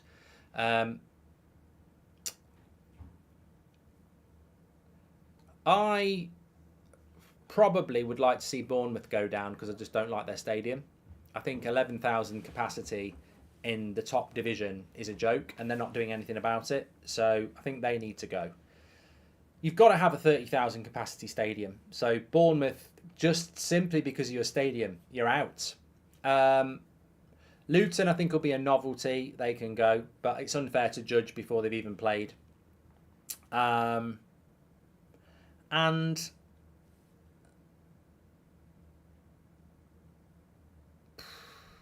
probably Wolves. I find Wolves really boring. Actually, I don't like the colour of their shirt, and I just find them very boring.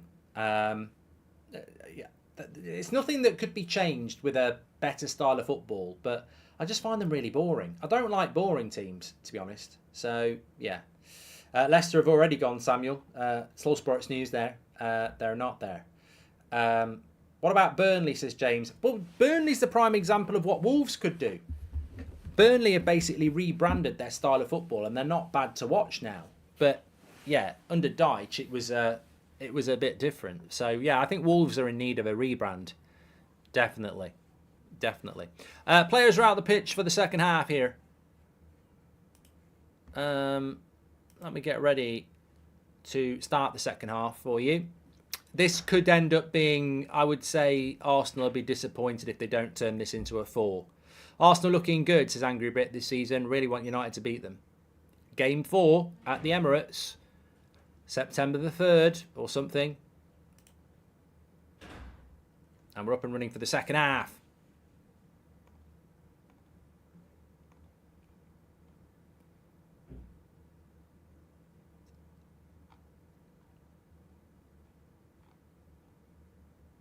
How many fantasy Premier League points do you have at the moment, says BHK? I will tell you now. I'm going to tell you now, man. What big 3 teams in the lower leagues would you like to take back at the top, says Raz. Definitely Sheffield Wednesday. Who else?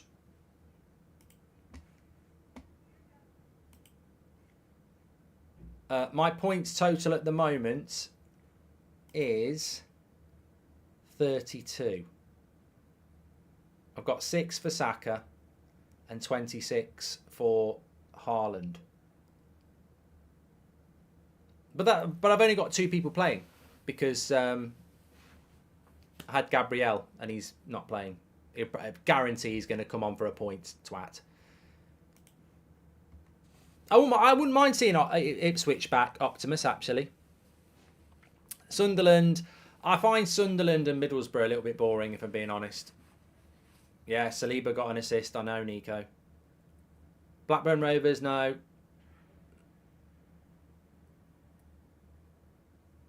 What about Sheffield Wednesday, Portsmouth and Ipswich, says Ethan. I could live with that. Yeah. Bolton. Yeah, I wouldn't mind seeing Bolton back. Birmingham City, they need a rebrand. I'd love Notts County. Yeah, Notts County would be great. Millwall.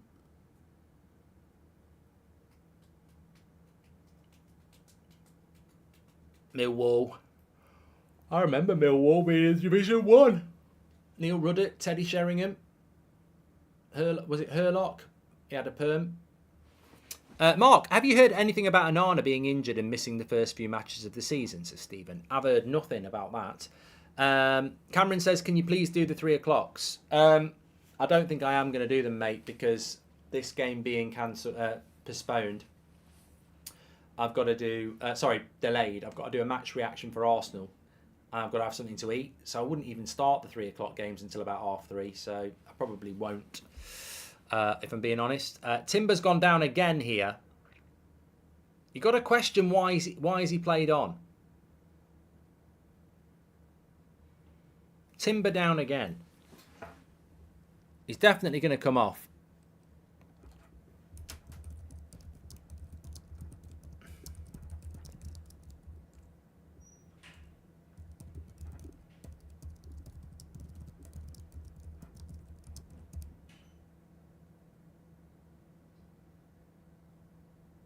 It's the same knee again. Yeah.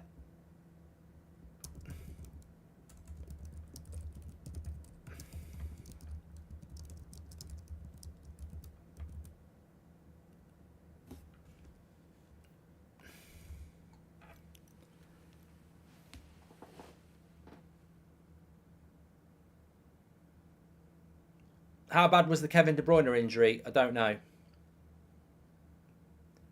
Sorry, Mark. United posted a picture of Onana, but it's Heaton that's injured. Says Stephen. Yeah, that's right.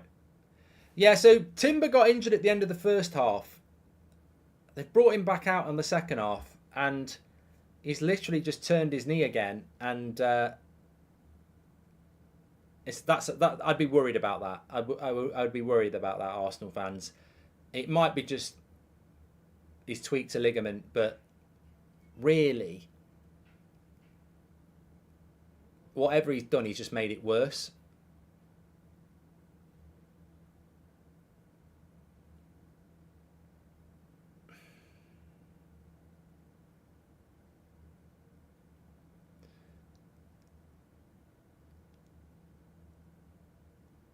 It's just talking to Arteta there. I don't think it's going to be something that keeps him out for ages.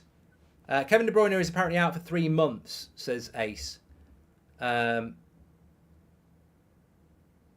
I don't think it's going to be something that keeps him out for ages, but I just think there's obviously something not quite right there. If you've got him in your fantasy Premier League, you're screwed. He needed to play till 60 minutes. Maybe that's what he's trying to do. Timber, the legend there, trying to get through to 60 minutes for his fantasy Premier League crew, but he can't do it. Tomiyasu comes on.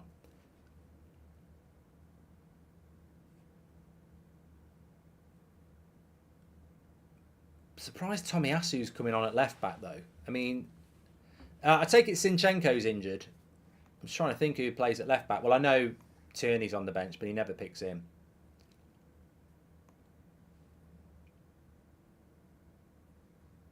Never does that. Yeah, on the bench for Arsenal, you've got Tomiyasu who's come on.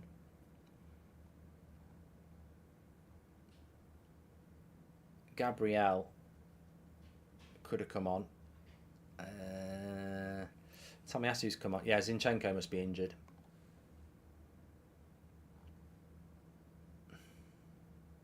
Oh, Tierney's not even on the bench. He's not on the bench, sorry.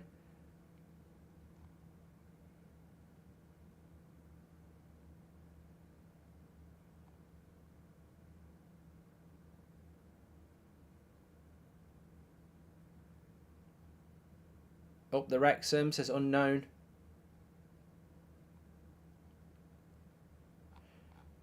I think that Forest should buy Dean Henderson because it just makes sense. The Bear Eat Food says it varies in severity. Grade 1, the ligament has sustained mild damage and been slightly stretched. It's called a sprain, but can still keep the knee joint stable. There we go. Well, he got it tackling or fouling Brennan Johnson, didn't he? Has Rice been good, says Jack? I actually think Declan Rice has played well. He plays in a position where he's not going to get loads of goals and assists. I think he's just ran the game quite well. Always wants the ball. He's got those leadership qualities. I think he'll be a great signing for Arsenal. I really do. Here's Saka on that right hand side. He's got through. Back at the keeper though.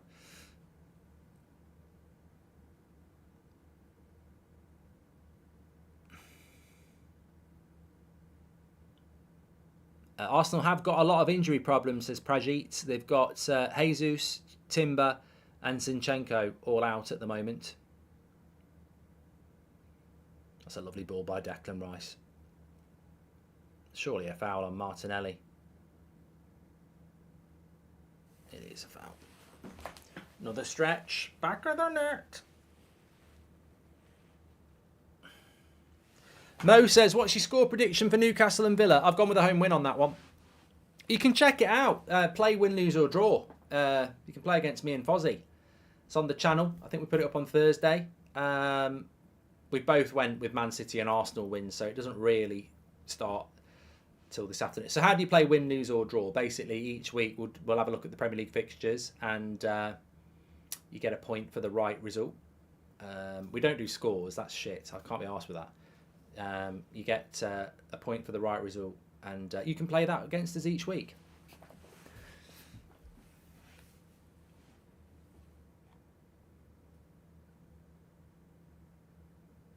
Forest need a Langer on, says CJ. Nice ball by Odegaard there. Damage limitation from Forest, let's be honest. Run's asking for the league code for FPL. Oh, I can't remember it now. CC. I can't remember it. I know it starts with a CC.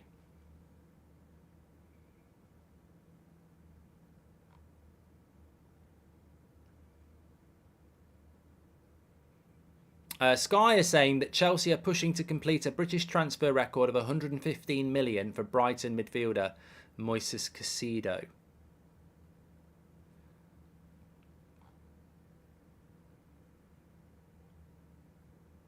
So, as we were talking about before, if that's if that is true, Chelsea just got to pay the price that Liverpool were going to play, and they probably win it.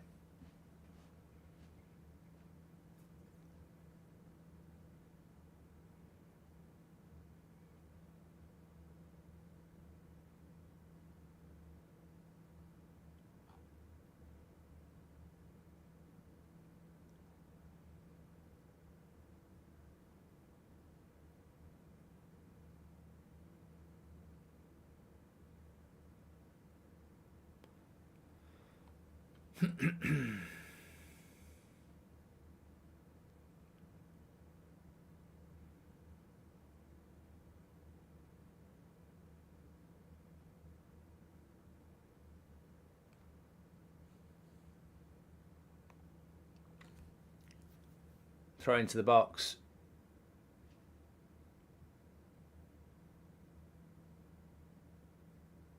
Ramsdale made a good save there.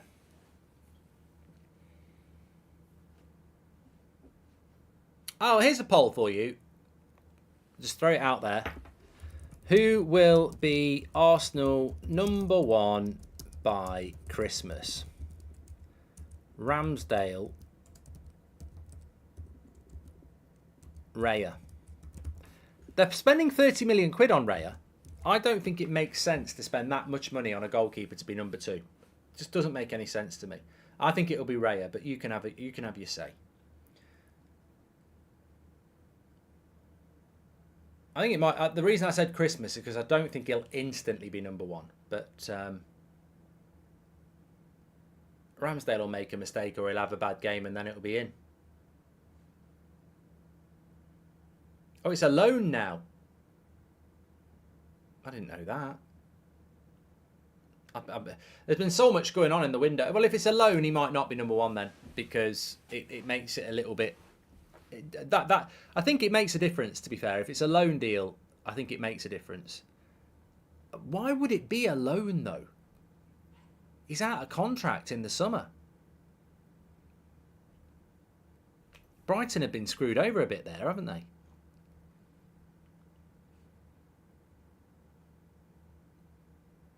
How can they have a loan with an option to buy? I thought he only had a year left on his deal.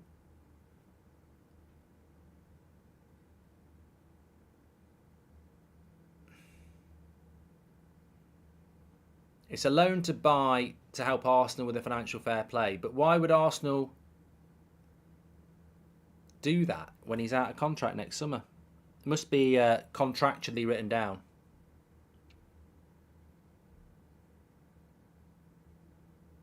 Oh, he signed a year contract extension. Okay, that makes sense. With Brentford. Okay. There you go. So basically, he'll have a year left on his contract next summer. So Arsenal are putting in a 27. Well, if it's a loan with a £27 million obligation to buy or option to buy, he probably will be #1 then. But no, it's not an obligation to buy, says Osama. It's an option. Yeah, well, it's the same thing then, really, isn't it? In fact, it works out better for Arteta because it's a try before you buy, isn't it? If it doesn't work out, you send him back. I still think he'll be your #1, though.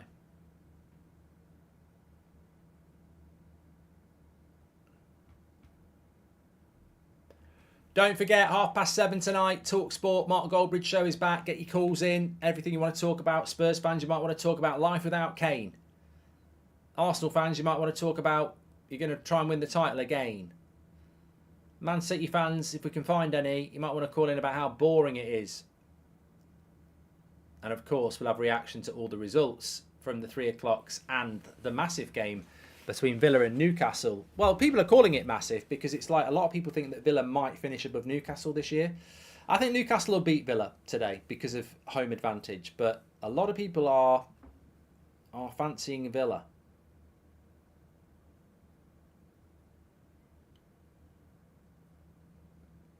Here's Rice. I think he's had a good game. I do. I don't think Havertz has done a lot.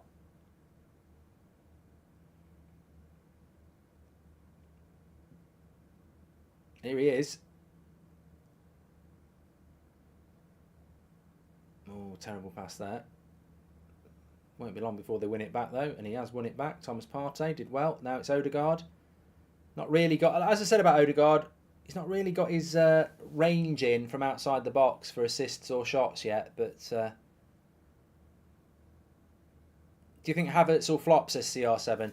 I'd actually lean more towards Havertz being a success at Arsenal because I thought the signing was a surprise. Reminded me with Ten Hag with Mount. I was like, what, 55 million for Mount? Wow. Only got a year left on his deal. But then Arteta spent 65 on Havertz, and I was like, wow. So, yeah. The poll is really close with Ramsdale and Raya, by the way. I love a poll at 50-50, and it's very close. Here's Rice, goes wide to Martinelli. Into the box. Tries to skip his way through. Probably should have put a cross in, really. Brian says, is Havertz actually playing? Yeah, he's had quite a quiet game. Michael Carrick ain't doing well today. It's 3-0 down, says Benj. Yeah, well, this is why you have to wait. You know, Carrick was the best thing since sliced bread. Last season, they've lost their first 2 games of the season so far. 3-0 down to Coventry. It's a bad start for Borough. Could have been in the Prem. Here's Partey. Look how central he's playing. Bad pass. That's a good ball.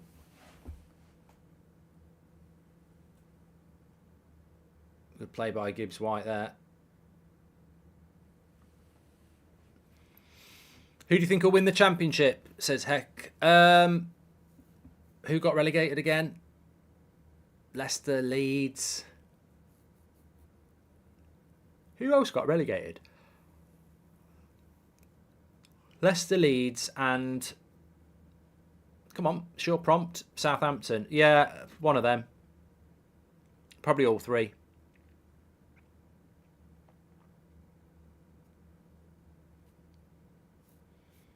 I've always been a bit of a moaner in general, but I've always been a moaner about this. The parachute payment system is a joke, and you do get a lot. If you look at the last 10 years, promotion, relegation, there's a lot of repetition. Because they get so much money. I mean, that Leicester team that played last week, it's a team they'd pick in the Prem. They've kept a lot of players. Leeds might struggle. They've lost a lot of players, haven't they? Norwich have sort of fell away a bit, yeah.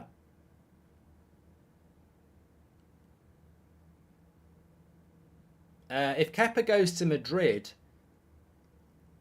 I'm surprised. I don't rate Kepa.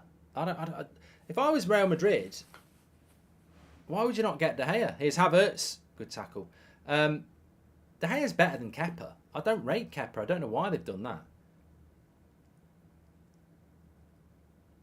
Because it's only a short-term thing. When Courtois' back, he will be back in goal. He's the best goalkeeper in the world. So, be a good deal for Chelsea, though, if they can do it. Do you think Stoke could get promoted as Harry? Well, I'd love to see a Coventry or a Stoke or someone like defy the logic, or a Birmingham or someone like that. But I think you've got to say that Southampton and Leicester will be very strong. How did you mentally deal with 3 years of McFred, says Harry. Yeah, I know. I feel like I'm dreaming. Blake says, I feel really bad for Tyler Adams. He'd even done a medical at Chelsea and they binned him off. Chelsea are ruthless. He'll get a move, though, Tyler Adams. He'll get a good move.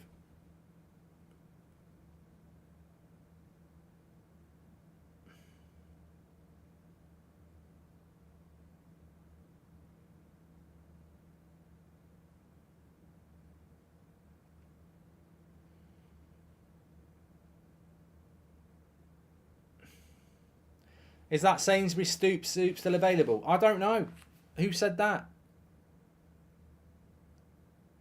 Oh. Jack Clark. I don't know. I couldn't. They don't sell it at mine anymore. I really like it as well.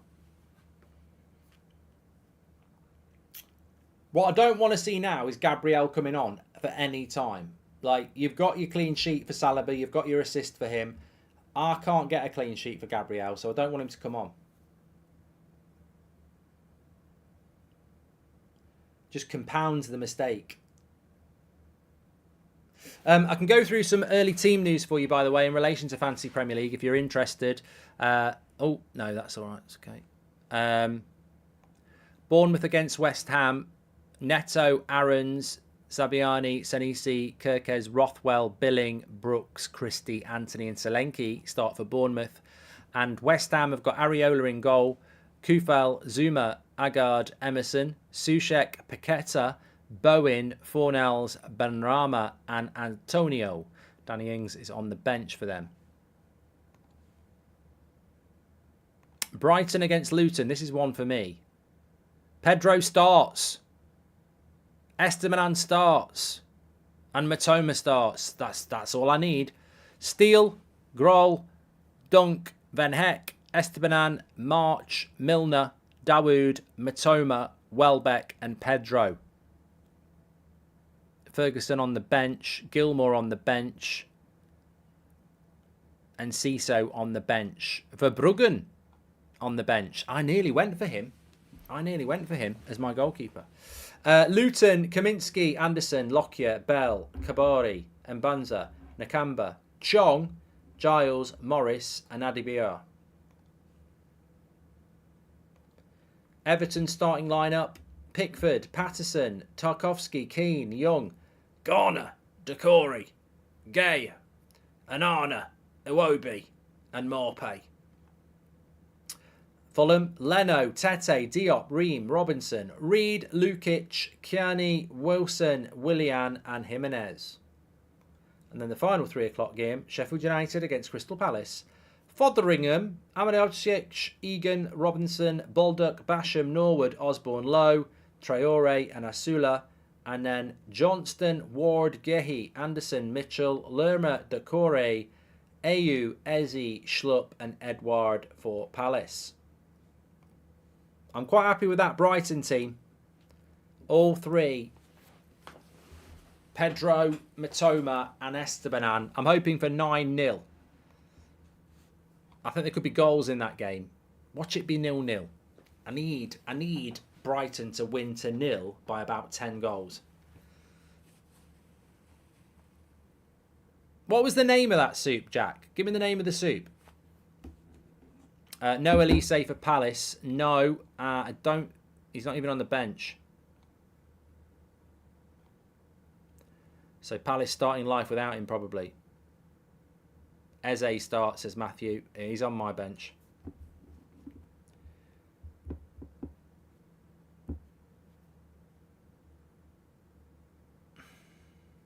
We're only 200 subscribers away from 994,000, by the way. On the road to 1 million. We're getting so close. Don't forget to subscribe. Bottom right-hand corner. Click that button and subscribe. Getting close to 1 million. Absolutely incredible. Absolutely fantastic. Alanga's on the bench for Forest Junior. Who will win the Super Cup? Says K. Who cares?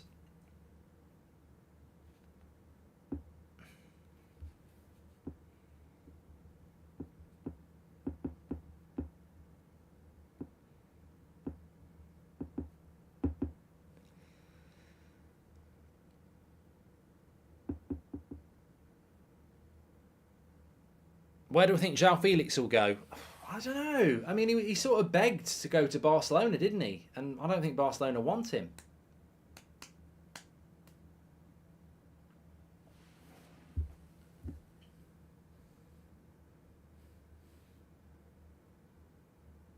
Forest are on the break here.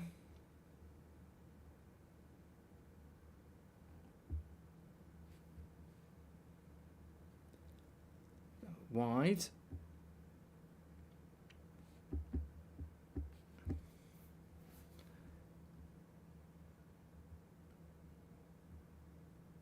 Well, I looked at the fixtures this week and I thought, the first two games of the Premier League season are ridiculously predictable.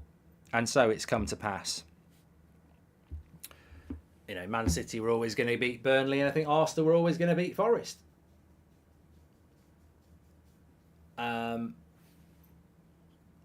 Pick of the games. Look, I'd like to say my team are in that category as well. I mean, I'll be stunned if we don't beat Wolves on Monday night. But Liverpool-Chelsea tomorrow. Massively looking forward to that at Stamford Bridge. It's a massive game, whether it's Christmas Eve or Easter. It's the opening game of the season. That's the one I'm looking forward to the most, because I think those two teams are so hard to predict. Which way do you think it's going to go, actually? 51% of you think Ramsdale will be the number one at Christmas. Very close. 49% of you going with Raya. It's going to be captivating to see. Results. I mean, if Forest got a goal here, it would be interesting.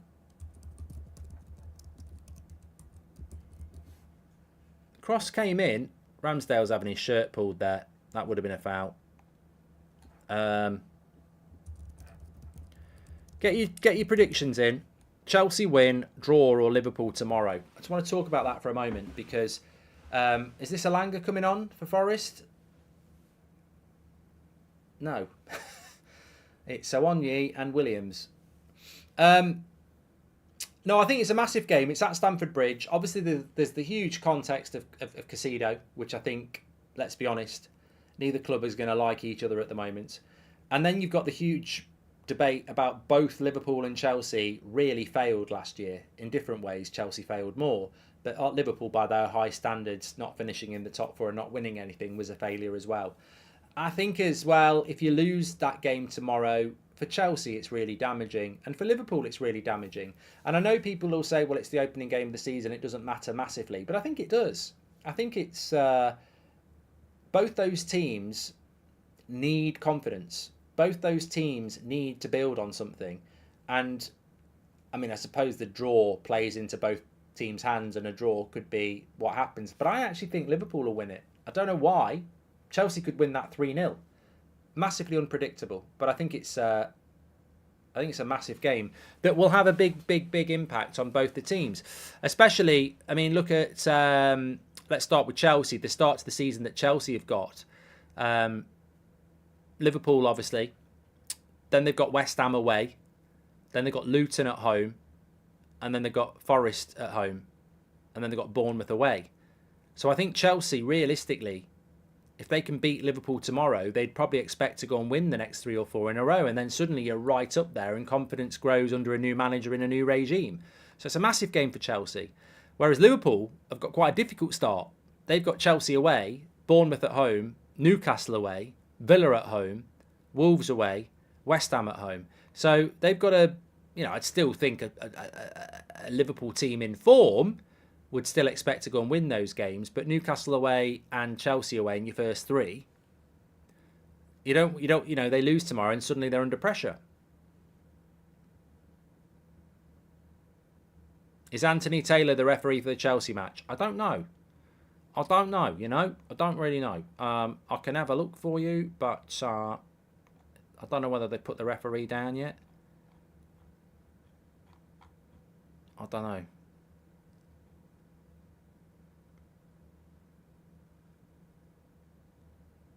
Be interesting how he constructs his midfield.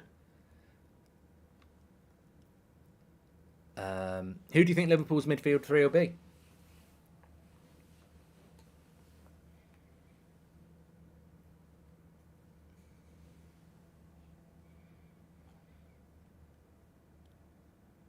Liam says Forest should just go for it here. Mohammed says Havertz is a striker.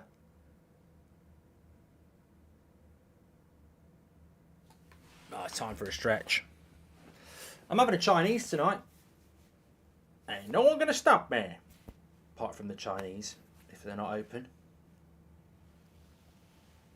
It's good to have the watch-alongs back. Yeah, enjoying it. Got one every day until Monday. Liverpool and Chelsea tomorrow.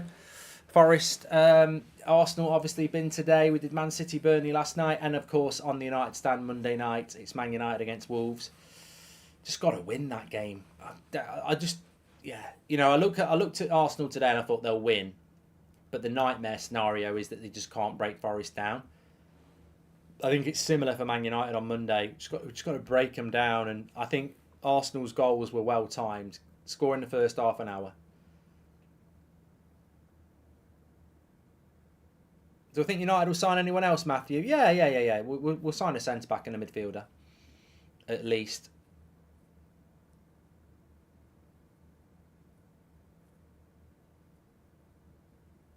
Hector thinks, I think Forest are going to go down. That's what Hector says. Is Odegaard. Arsenal gone through the motions in the second half. Nice ball into Martinelli by Saka. Done well there. Lay it off.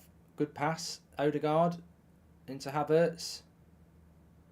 You know what Havertz's problem is? Hangs onto the ball for too long.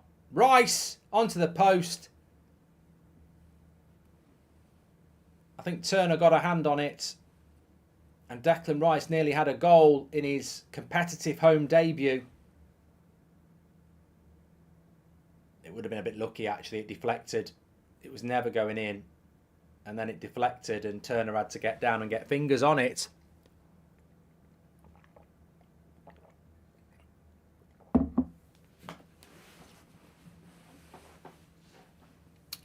I'm absolutely convinced Declan Rice will be a major success at Arsenal. I've said it all along. Forget the price. I think he'll be a massive success. My interesting take is I actually think Caicedo would be better at Liverpool than he will at Chelsea. I think there's more. There's more chance of him being a success at Liverpool than there is at Chelsea. I'm not saying he won't be a success at Chelsea, but if you look at Chelsea, Liverpool is the more stable option and Jurgen Klopp is the better coach. So, and also Liverpool have got a massive hole in their midfield. If he goes to Chelsea, I'm sure he will start, but you've also got Enzo Fernandez and a few other players. I think if he go, that's why I didn't really want him to go to Liverpool, because I was like, that's a really good signing. I'd probably rather Caicedo went to Chelsea. I still think he'll be a success, but no, I think Declan Rice is going to be a major success for Arsenal. From Romano, Liverpool tried whole day to convince Caicedo, but his heart is set. Half our team and manager speak Spanish. His friends live in London. Kante, Pogba, his idol. Pull beating Liverpool after 12th, says Vivek. There we go. If that's the updates, that's absolutely massive. Looks like Chelsea have won the race for Caicedo.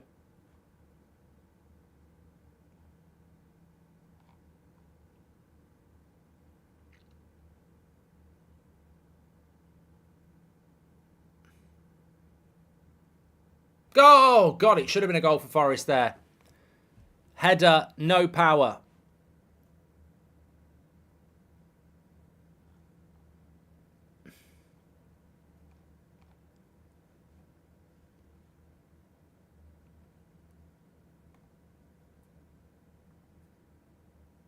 Where's a good place to get a suit from, by the way? I need to get a suit. Really? Someone like Armani should be ringing up and saying, we'll do one for you, Goldbridge, if you promote it for us. But yeah, I need to get a suit. Don't somebody say Burton's or something like that. What was I meant to be looking at? So it'd be interesting if Forest did get a goal with 10 minutes to go.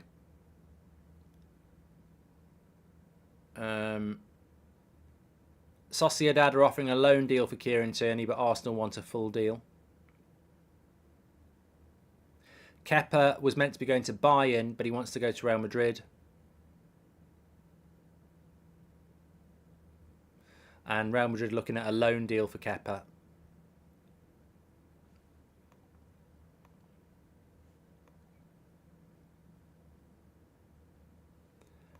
How long do you think Courtois will be out for?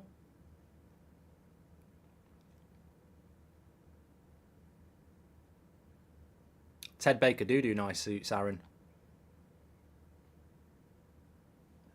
Thank you, Vivek, for that update, by the way. Thanks for all the super chats on the stream today. Any thoughts on Thuram, says Mario.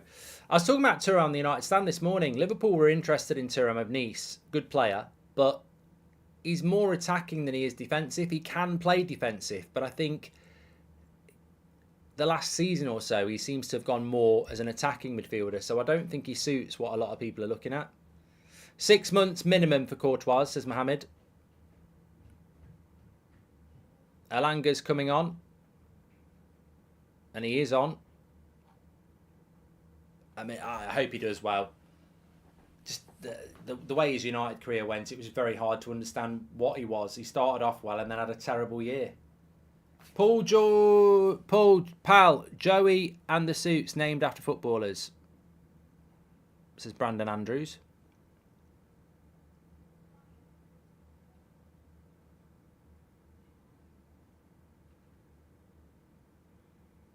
And Finn says, who's a Liverpool fan, Romano has actually been quite unreliable for Caicedo.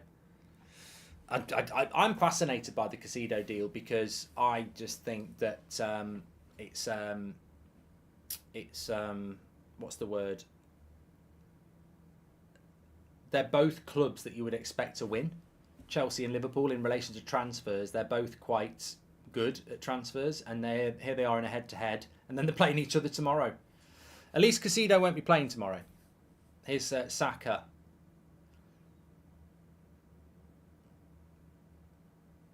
Oh, Rice again, and the keeper saves it again.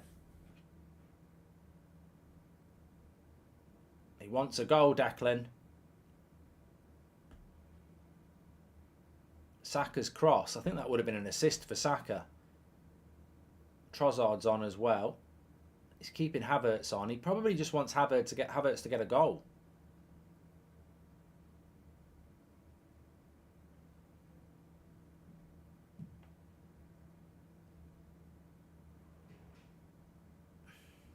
Good cross.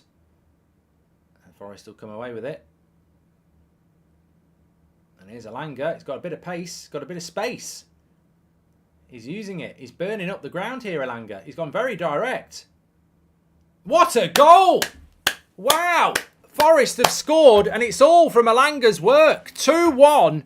What an assist by Elanga. Oh, Elanga. Magnificent assist. He did all the work down the side. That is amazing. That is an amazing break by Nottingham Forest. They get it out. And watch Elanga here from his own half. It's just, I mean, look, it's space to run into, but he's direct. Saka can't go with him. Declan Rice can't go with him.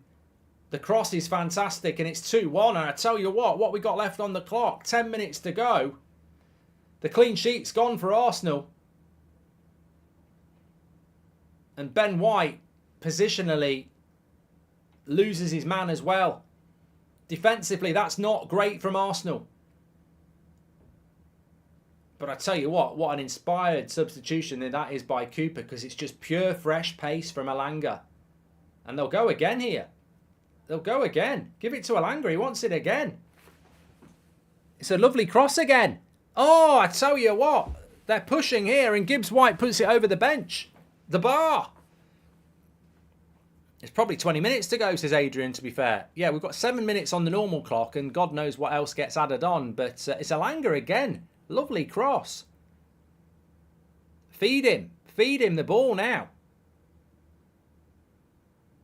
Arsenal, squeaky bum time. Have Arsenal done enough in this second half? No. 2-0 up at half-time. I said this should be coming 3-4-0. Oh, he's bloody bringing Gabriel on. No. Piss off. Oh, God. Why am I reacting like that? Because he's on my bloody fantasy Premier League team. I thought he was going to start. 7-minute 1-point wonder. Oh, God.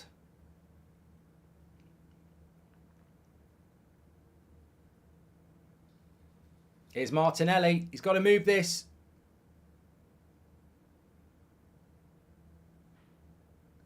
Rhythm is a dancer, says Yellow Bathing Suit. Thanks for the super chat. Odegaard into Havertz. What is he doing there? Shooting off his right foot from an angle like that. I'll tell you what, I've got to say, Havertz has been a passenger today. You can't play with 10 men in the Premier League. And Arteta will look at this and go, why are we 2-1 against Forest with 5 minutes to go? And they've got to look at that.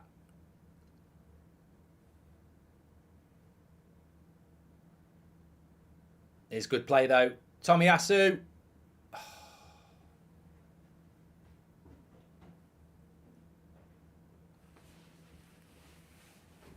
Well, Alanga did nothing at United for about 18 months. He's come on in what feels like 18 seconds, gone and got nearly 2 assists.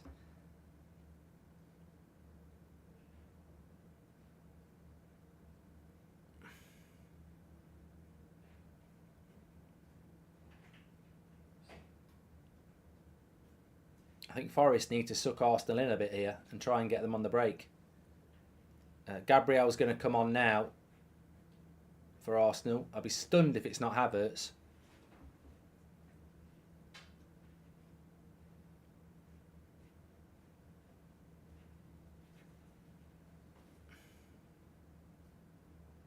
It's Martinelli.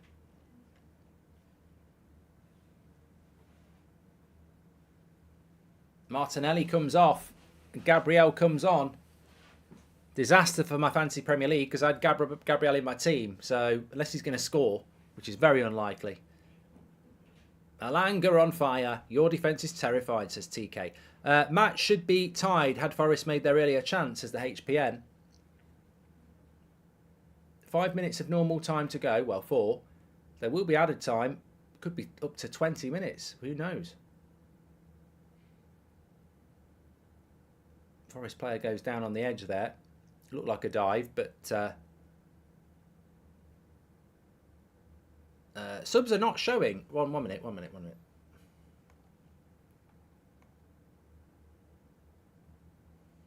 They are, look.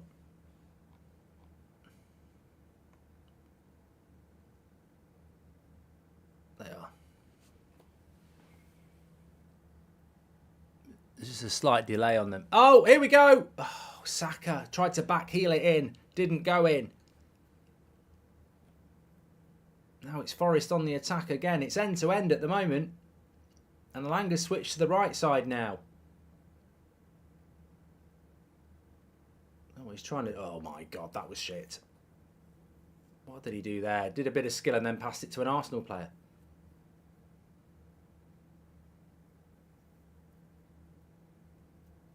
I had Saliba and I took him out for bloody Gabriel. I'm an idiot. Arsenal haven't done enough in this second half. Statistically, I think they've had only 1 shot on target in the second half. I think they had 6 in the first half. Prime example of thinking the job's done. I think it will be done.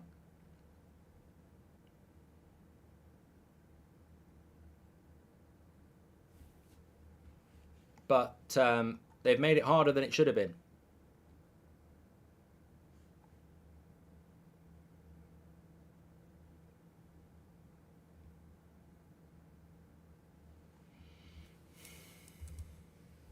Could there be a late equaliser? Now that would make the Premier League start with a surprise.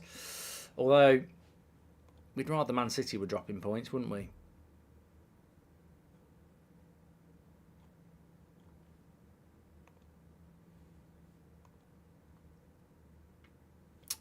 Alanga had a good year, then Ronaldo came back, says Kyle.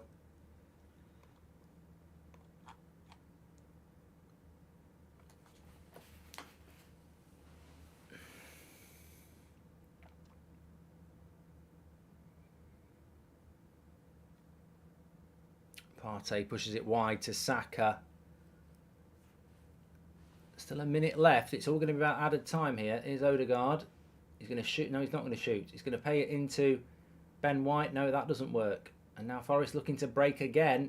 And again, they've done it quite well. He needs to find a pass. Also having to work ridiculously hard here. Gabriel with the interception. Ben White doesn't quite clear it.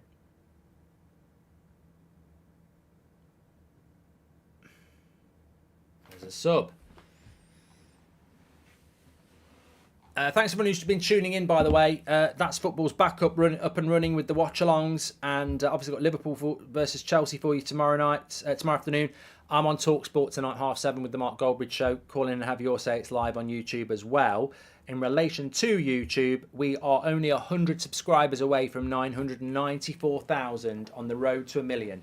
Please subscribe, bottom right-hand corner. We're only 100 away from 994. It's getting closer and closer. Absolutely incredible. In relation to the result tomorrow, 29% have gone with a Chelsea win, 28% have gone with a draw, and 44% have gone with a Liverpool win. That's a handball by Havertz, surely. And he gets tackled anyway.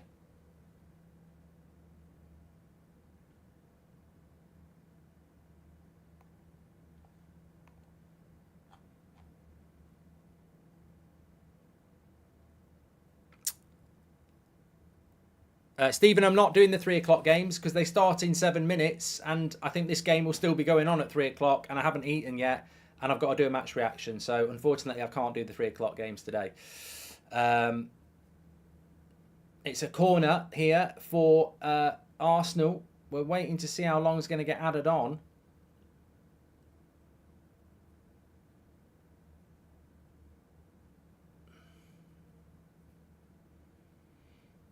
Not a fan of the score and timer being in the bottom corner, by the way. I like it in the top left. Just a bit of feedback. 7 minutes have been added on.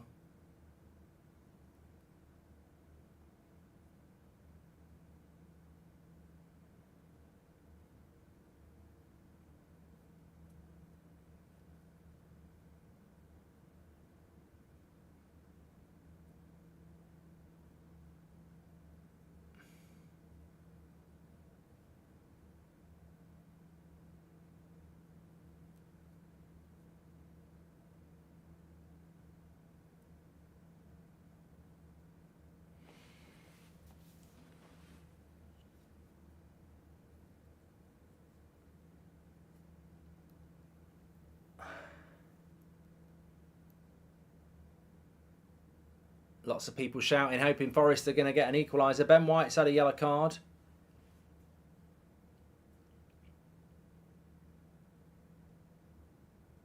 That's Turner to catch the ball, rolls it out. Arsenal, probably not. Man of the match, Saka. Arsenal sitting a little bit deeper now. They're going to be harder to counter. That might not be a good idea, though, because Forest might be quite happy to pump some long balls up.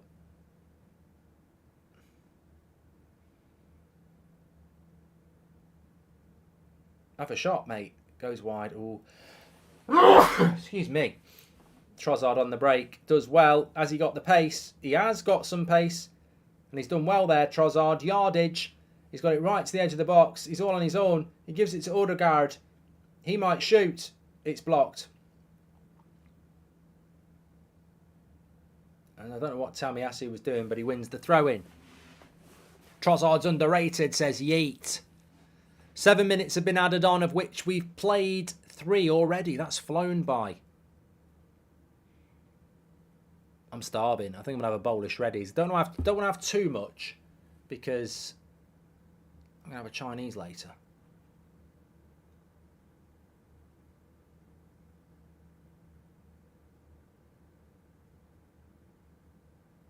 Look, I've seen a few people saying, oh, you know, Alanga, I wish he could have performed at United.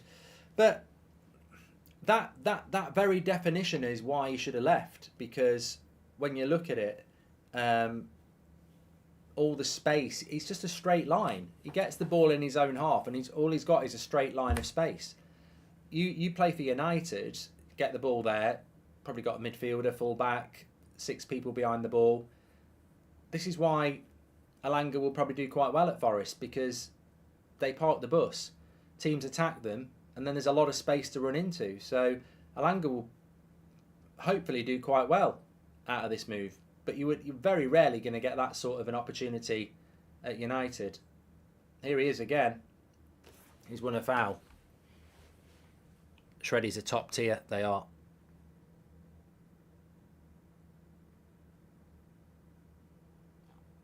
What do you have from a Chinese? I normally go for like a beef chow mein and egg fried rice and prawn toast. And I like something a bit sweet, so I normally go for like a sweet and sour chicken, Cantonese style, something like that. I could eat it now. I could eat it now. Forest have got a chance to whip a cross in here. 2 minutes to go. Not a great cross. And a shot over the bar. There's an Arsenal player down injured. I think it's Saka. Oh dear. He's hurt his shin. They don't want to lose another player injured. Remember Timber. Oh, and it was nowhere near Saka at that point. Oh, that could be a concern as well.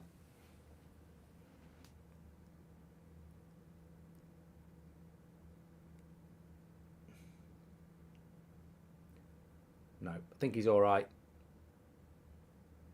He's up and walking, which is good. I've just done my Chinese order there, Erwin. Thank you very much for the super chat.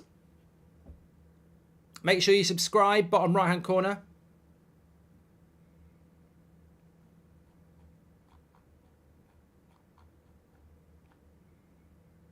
Can you shout out George Godwin, please, says George. There we go.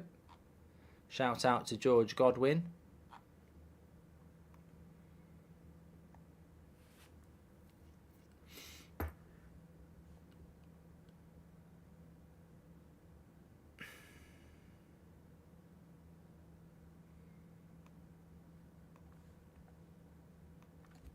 Another chance to whip across in here.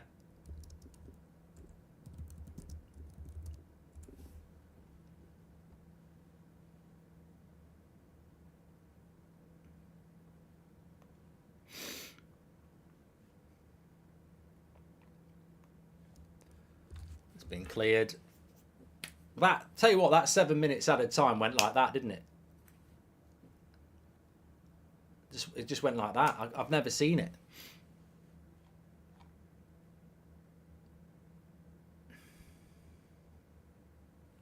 Arsenal lost their clean sheet. Doesn't make any massive amount of difference for me because Gabriel came on anyway. I'm hoping that Brighton smash Luton. I've got Estebanan, Pedro and Matoma. 6 or 7-0 would be perfect. I could really cash in. Guarantee it'll be 0-0. Odegaard! Very good shot. Just over.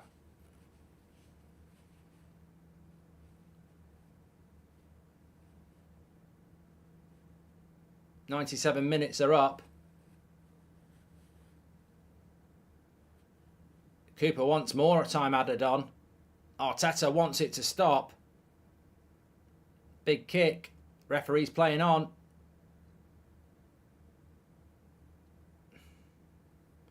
I suppose this is the problem, isn't it? You get 97 minutes. He had 7 minutes on. Then he adds more time on. This is what I don't agree with. You can't have 97 minutes and then another minute on top of that. And he's blown it there. Confusing how it ended up being 98 minutes. I don't know why. I don't know what that's all about. But Arsenal win. I think they were always going to get over the line. They did make hard work of it.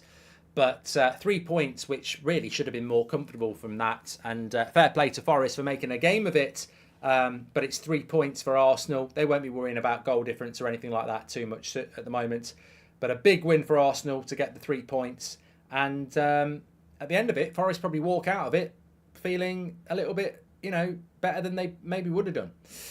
Thanks everyone for watching. Make sure you smash a like on the video and subscribe. I'm going to do a quick match reaction. We'll get that up for you. Don't forget, tomorrow we've got Liverpool versus Chelsea at Stamford Bridge, Watchalong. And also tonight, 7:30, the Mark Goldbridge show returns on TalkSport. Get your calls in. It's live on YouTube as well. I'll speak to you all in a bit. Thanks for watching. Legends, really enjoyed that. Make sure you subscribe on the way out. Also, I've left the link in the live chat if you want to check out and download the podcast which came out this week. Goldbridge Saves Football. Give it a listen, see what you think. And watch out for the community tab over the weekends because we'll be asking some questions that we use in the podcast episode too. It's very interactive. Speak to you in a bit.